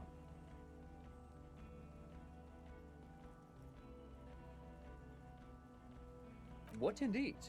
I was asked to share my take on some of the more obscure theories developed in Königstein in the 30s. like partial psychotraumatic amnesia, group personality theory. He's here to see if you're insane. He is smart. Let's move on. Where have you been all this time? There was a mercenary tribunal. God damn it, Harry. He shifts his weight, crosses his arms, and looks you in the eye. You told us to fuck off. You said we're cramping your style. Your detective god. Fuck everything. All will burn. Detect or die. So wait, so you let me face a squad of trained killers alone just to teach me a lesson? All will burn, satellite officer. Whatever. Make no mistake about it. Why do you need to detect or die then? Why would you leave a literal police god? I said all those things. I'm like that anymore. Yes, you're sorry. You're the sorriest cop who ever lived. Nothing has changed, Harry. I've heard this repentance shit a million times over. Yeah, none of this is ringing any bells. The bells aren't ringing because you have brain damage. Trant, this is where you come in. How bad is it? Well, he doesn't have visible tremors, he talks without slurring, he can drive a boat, he's standing, reasoning. All good signs, but complete retrograde amnesia, episodic and semantic. Meaning, you forgot both who you are and the definitions of money, Isola, Pell, and so on. As displayed in the station call, our interactions with him, and I don't want to be a snitch, but also mine with him before when Harry did not seem to know who I was. It's all very interesting. Interesting? Yes, interesting. I have my theories, but I would like to hear Harry's thoughts first. Harry, what do you think happened to you? Neurologically, psychologically, and why not socioeconomically? I drank so much I lost my memory and now I'm slowly recovering from it. Now I even feel like I need to look at the other ones. Experimental detective. This was a method I used to solve the case. Things so sad happened to me that I couldn't be me anymore as defense mechanism. We'll go with drink. He is. He's getting better. And I can confirm that he drank a lot of alcohol prior to it happening. I believe he drank. People do that, especially this one. What they don't do is forget their whole life because of drinking. But Detective Vigmer, he has blanked out before. Have? Yes, a couple of times. After some of the more serious benders. One was after the two drunks case, the other when we looked into that mural. The two cases in your ledger. The unsolvable case and the Next World mural. Those were recent. Those cases were hard on you. Interesting. So at first he dipped his toes into it, prepared. That's where he would have gotten the idea, yes. Practice. And then he used alcohol to get there, so to speak. What do you mean? Well, here's my theory. What if this is an absolutely normal reaction to the world we're living in? What if this is not a significant anomaly at all? Something to be explained, approached as a defect? Look at the sensory input here. He gestures towards the scenery. Look at the ruins, the neon. Listen to the radio, the multitudes, the people. Live here for 40 years.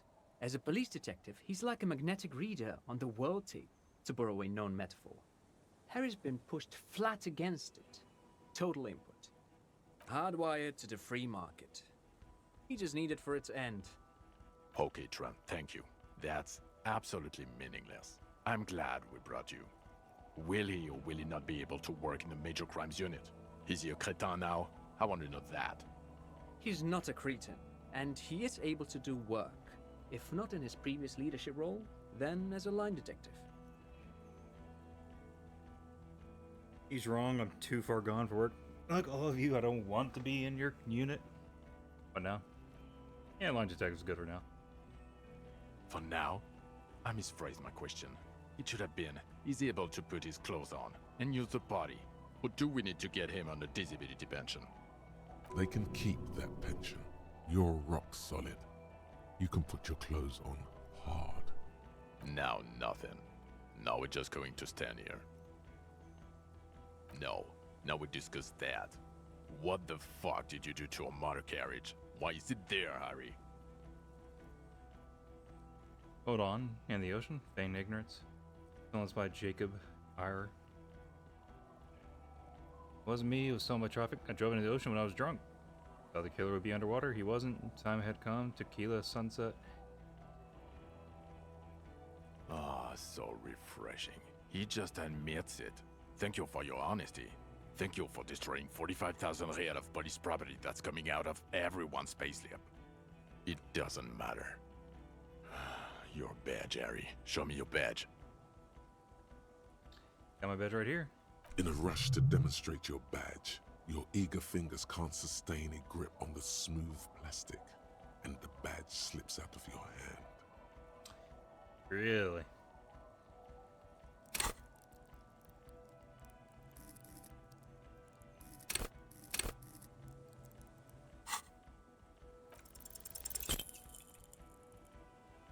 Oh well. You juggle the badge for a second, unsuccessfully, and it lands on the ground, some 2 meters away. He found it. He found it, Jean. It's his badge. And your gun? There's a young As if having your badge and gun are natural states, not achievements. I upgraded my gun to a rifle. Now just show him the gun. He has it. And he didn't drop it. You're drunk like a bum, Harry. Put that thing away before you kill someone. I'm drunk. I haven't started drinking again. So you forgot to drink? I don't buy it. Why do you smell like a corpse then? He's wounded. It's been a long week and he's handled an actual corpse. Hold on, I just haven't washed myself after the autopsy. It might be because of the pheromone. Yeah, I've handled an actual corpse. Yeah, it's been a bit of a week. I'm sorry I smell bad. None of this matters. My odor situation, it's meaningless compared to what I've discovered. Without a reply, the satellite officer covers his nose. I don't believe you. You're drunk. You let a suspect escape, a certain Classier, because you were too drunk to assess a flight risk. We've read the report, Sari. Lieutenant Kitsuhagi's. We know. She was some kind of spy from Elson, specially trained. Not taking her in was the right thing to do. She gave Avad a clue that led us to the island. Okay, I got a dupe there. She pulled one on me. Yes, I let her go as an act of mercy. There's a small detail in a huge case you know nothing about. Doesn't matter. None of it does. We are looking at the oxygen holocaust times a quadrillion. Have come to know the final fate. Yeah. Oh, well. If she was specially trained. I'm not even gonna get into the other suspect who also escaped. Yeah, Ruby's something. Or well, the they fact didn't that kill you're him. Everclear's little peony now. Doing I don't know what for him. That's small-time stuff. That's nothing. That's a humorous anecdote. Compared to the 8 people who were gunned down. The streets are literally red with blood, Harry. It was fucking mass murder. He did everything he could. We did everything we could.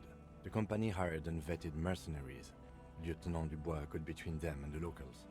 He did so at considerable risk to his own life. He was shot, not once, but twice. We stopped an execution, not a negotiation. The loss of life was minimal compared to what it could have been. Also solved the case. It solved all of it. That was a massacre. We got wiped. The hell were you? Don't make this harder for yourself. He says in a lowered voice. Thank you for the input, Lieutenant Kitsuragi. I didn't mean to suggest you didn't handle the situation. You've spent the week with him on this case. What is your take? On the case? On Lieutenant Geoffrey Dubois. Well, the drinking, the gun losing, also losing the badge. That's all true. Although he has not been drinking on the job this week. See? 1 week. Then there's the self-flagellation issue. He likes to apologize, profusely, making it sound like he's guilty of at least first-degree murder. It's not a good communication strategy for an officer. It's just strange, especially in light of his political views. Detective Dubois is, as you may know, a true blue moralist. a man of the center, not prone to political outbursts, which is commendable, but also at odds with his behavior. Because you can't freaking define that. And then there's the motor carriage in the sea, something I was not present for. But despite all this, he is a great detective, one of the best I have seen, in fact. He can talk human beings into telling him everything, and he doesn't stop. In all the time I've spent with him, he has not once stopped pursuing leads, however far-fetched and tangential. He is tireless, madly driven. And he solved it, near perfectly. In 1 week we have a confession, a murder weapon, and the perpetrator.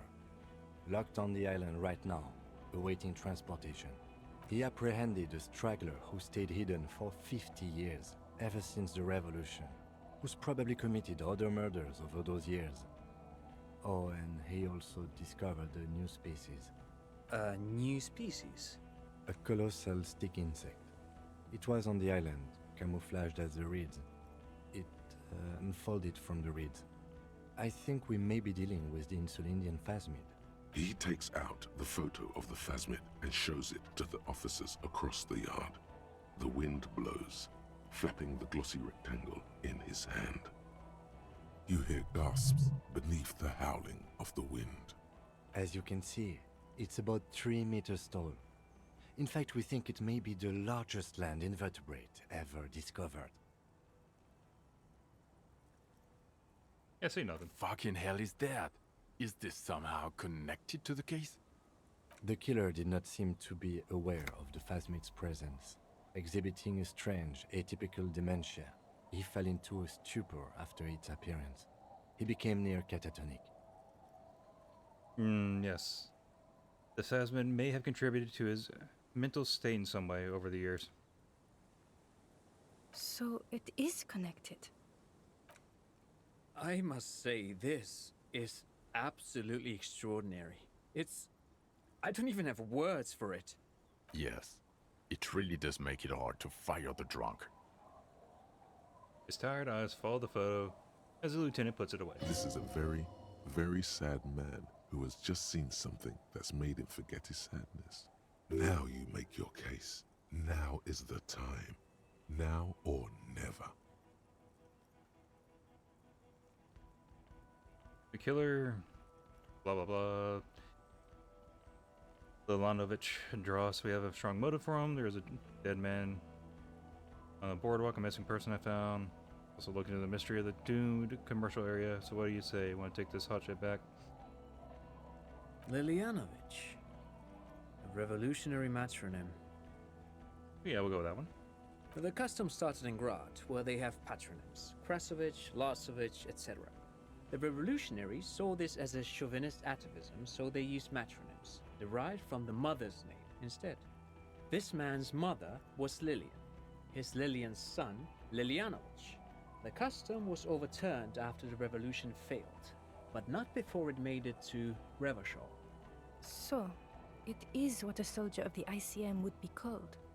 Thank you, Trant. Thank you for that piece of cultural theory. You said you have a motive?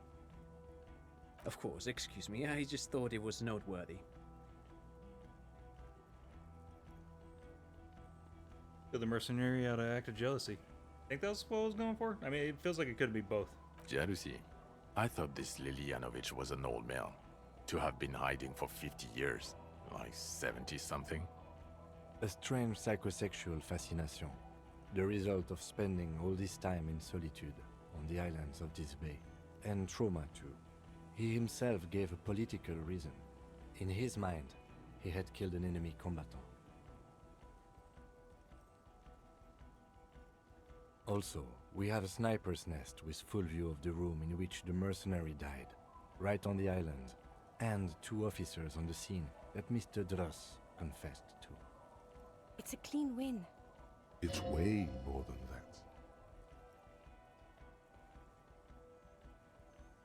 Way more than that. I'll win her back with this. It's my masterpiece. I'll teach for this in cop school. Did all I could. Every second was a struggle. Not completely satisfied with it. Could be just a little neater.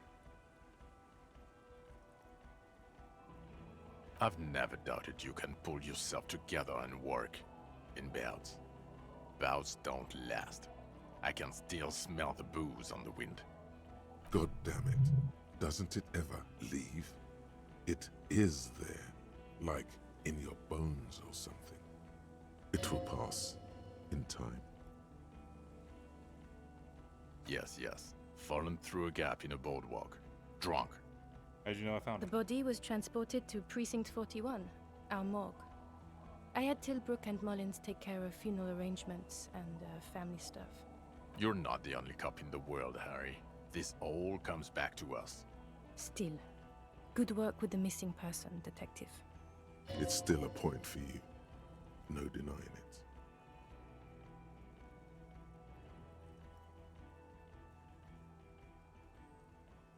Yeah, I don't feel like this one matters that much. I don't want to, but you discovered a new species and solved the murder. So I have to. Jude? Anything that ends the trial is okay with me. Agreed. The public relations potential of this is too valuable to let go. Okay. He sighs. We have vehicles in the square and the perpetrator needs to be taken into custody. Let's go. Now you will finally get to know who you are. The man looks westward, impatiently, jingling his car keys in his pocket. Who are you? You're a gym teacher, Harry. Well, obviously you're not a gym teacher anymore, but... Before you were a cop, you were a gym teacher in Coran. It's getting really cold outside. Should we maybe... No way, I was a flagellant monk. Harry, it explains everything. The running around, the jumping, the bicep girth, your inexplicable facial hair. The collection of fawn sportswear I've amassed. Some of your more old-school wording choices. Your posture, even. The constant stretches.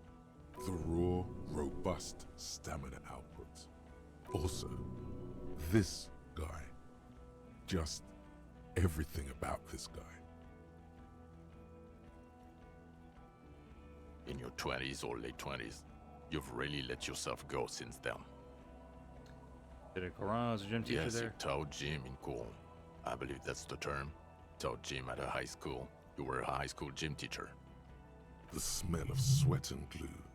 The worn floorboards. High school. Harry, your goings-on with Kuno, Andre, Acel, the whole thing on the ice. That's why you are so juvie. The regular.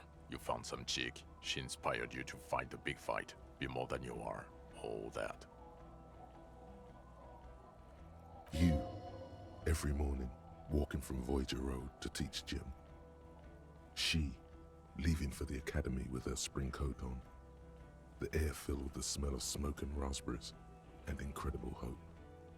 An ocean full of hope. Okay, I knew it. I knew no normal human being can run like that. He's an honest-to-God gym teacher. It's not a mystery. Some chick fucked you over. Also, you were drunk. You really went with it too. Really maximized the damage.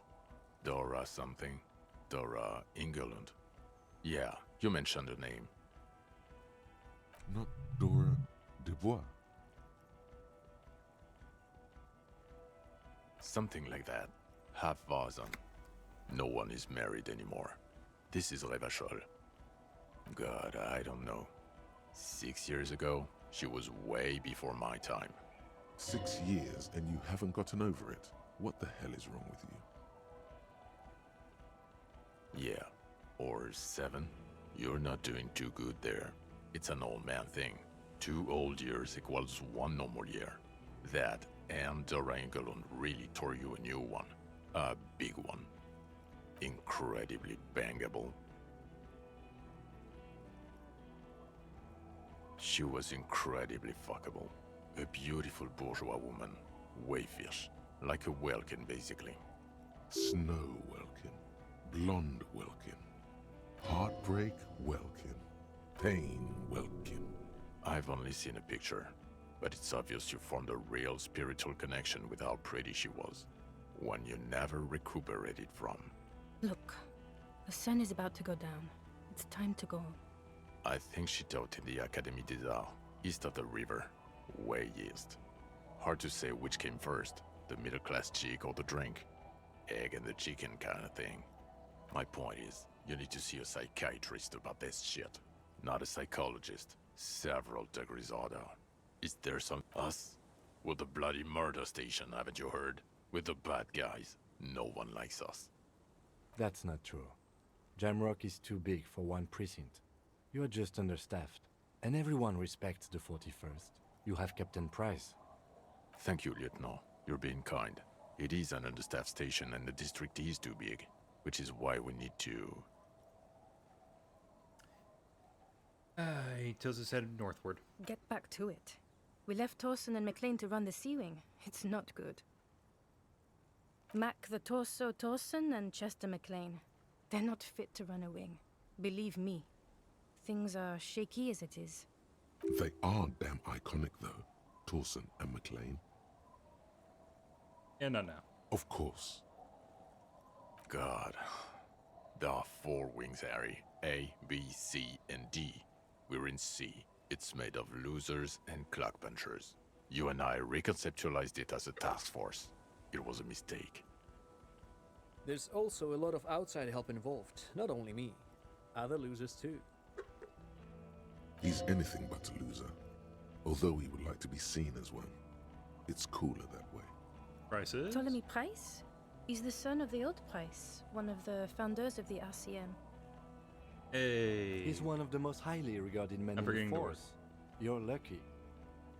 Somewhere under the curved roof of a former silk factory shaped like a ladybird with 2 chimneys, Police Captain Ptolemy Price sits behind a heavy wooden desk. Resident medic Nix Gottlieb pours him coffee. It's silent in the captain's office. Nepotism. They speak of change, the city, the tension on the streets. They speak of the events of April and the blood on the streets in May. Did we recently shoot up a church by any chance? So he remembers that. Yes, there may have been a raid on some churches. It wasn't good press. Shooting up churches never is. I was out of town, to be clear. Our enemies were hiding in a church, to the best of our information. That's it. I'm not talking about this anymore. Your security clearance is shit tier right now. You have to wait for it to go up. He means it. The RCM and its enemies will not be discussed on this coast. Your clearance will not go up while you're within earshot of the Union headquarters. Okay. It's not the bloody murder station. It's an old converted silk mill with green desk lamps and a coffee corner.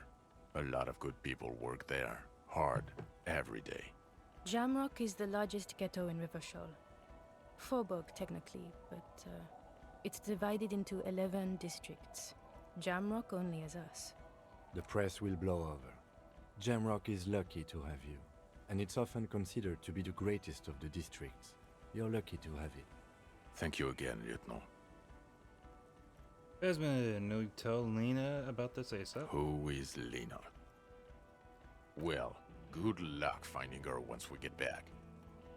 She and her husband were conducting the search for the phasmid.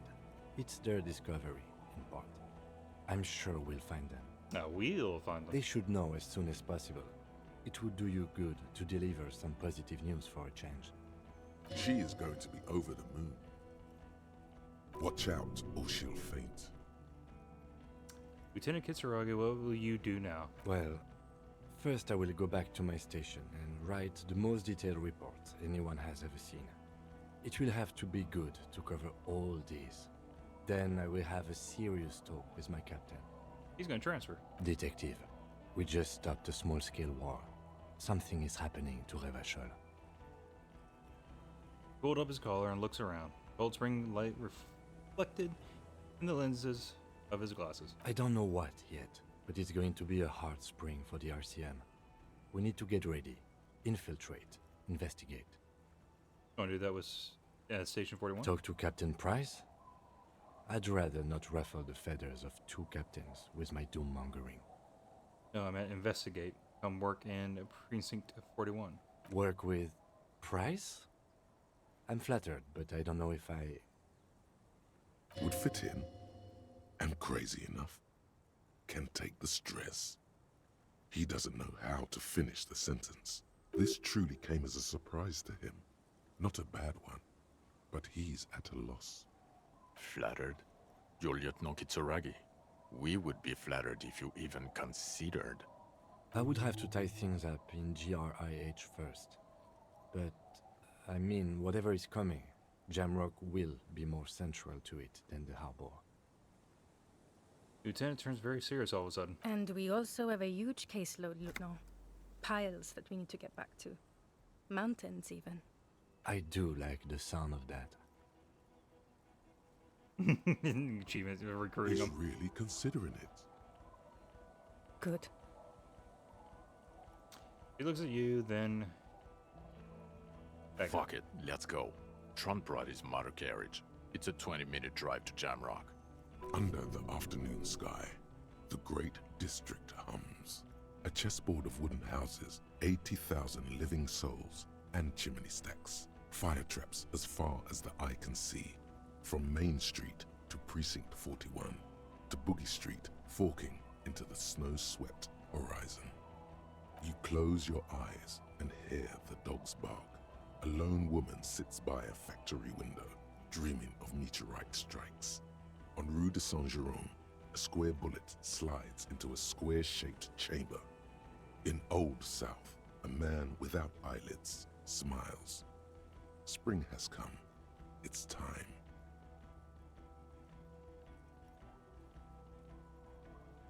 Dawson? Yes. McLean? Yes. Heidelstein? No. Vicmere? Yes. Dubois? Of course. Really? Nix Gottlieb looks up from the list. I hear he's unstable. You say that like it's a bad thing. Captain Potomac Price gestures with a ballpoint pen.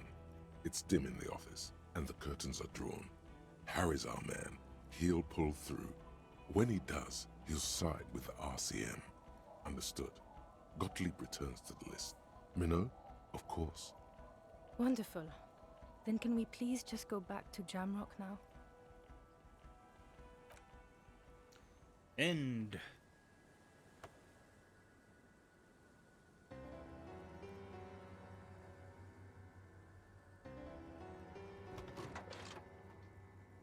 As soon as the credits roll, I'm getting up to use the restroom.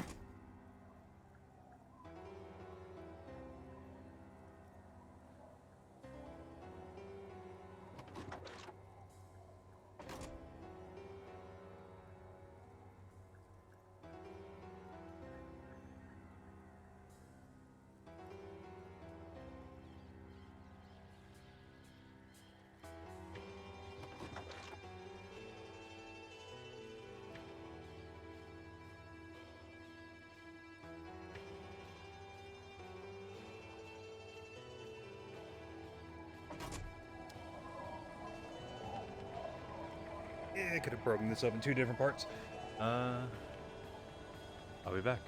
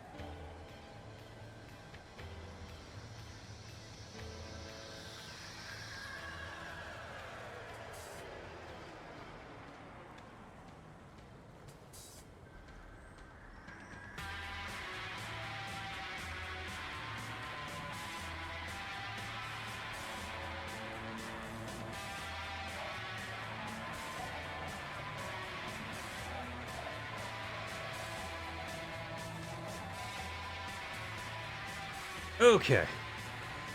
Right.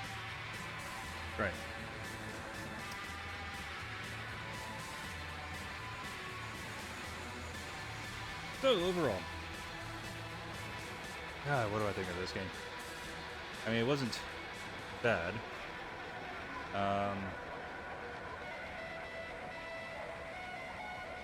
Great voice acting. Lots of stuff to do. I definitely didn't do all of it. There's so many ways, different ways it could turn out as well, I'm sure, other than the key points. It kind of depends on the freaking RNG, though, and how you distribute your stats. Obviously, I don't know. Like, I kind of came to the realization not long ago. It's like, it's a point-and-click adventure, and I felt like it just a lot of the time it just talks at you. Sometimes it just feels super irrelevant, and I was like, wait, is this just basically a visual novel with literal extra steps? I guess that's not really it's not a bad thing or anything. It's just going through other languages, like other, the voice actors for it all.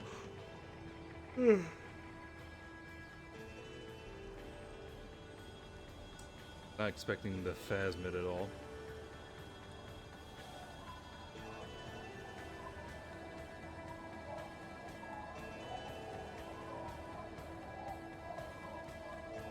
That's a lot for the pale latitude compressor.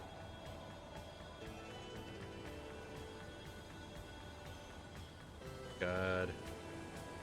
I was thinking of playing something else after this, but dang, it took so long.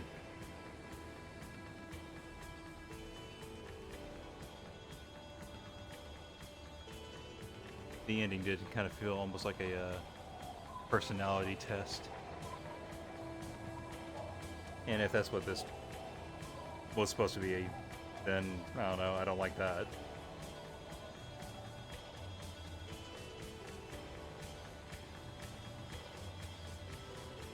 If I'm going to compare it to visual novels with extra steps, then I still found this better than Digimon Survive.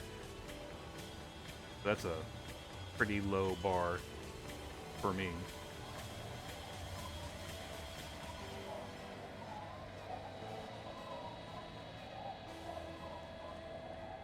Don't see myself playing it again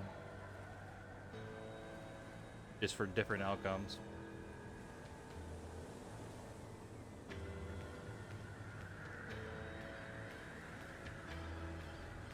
Yeah, I think that's all I got.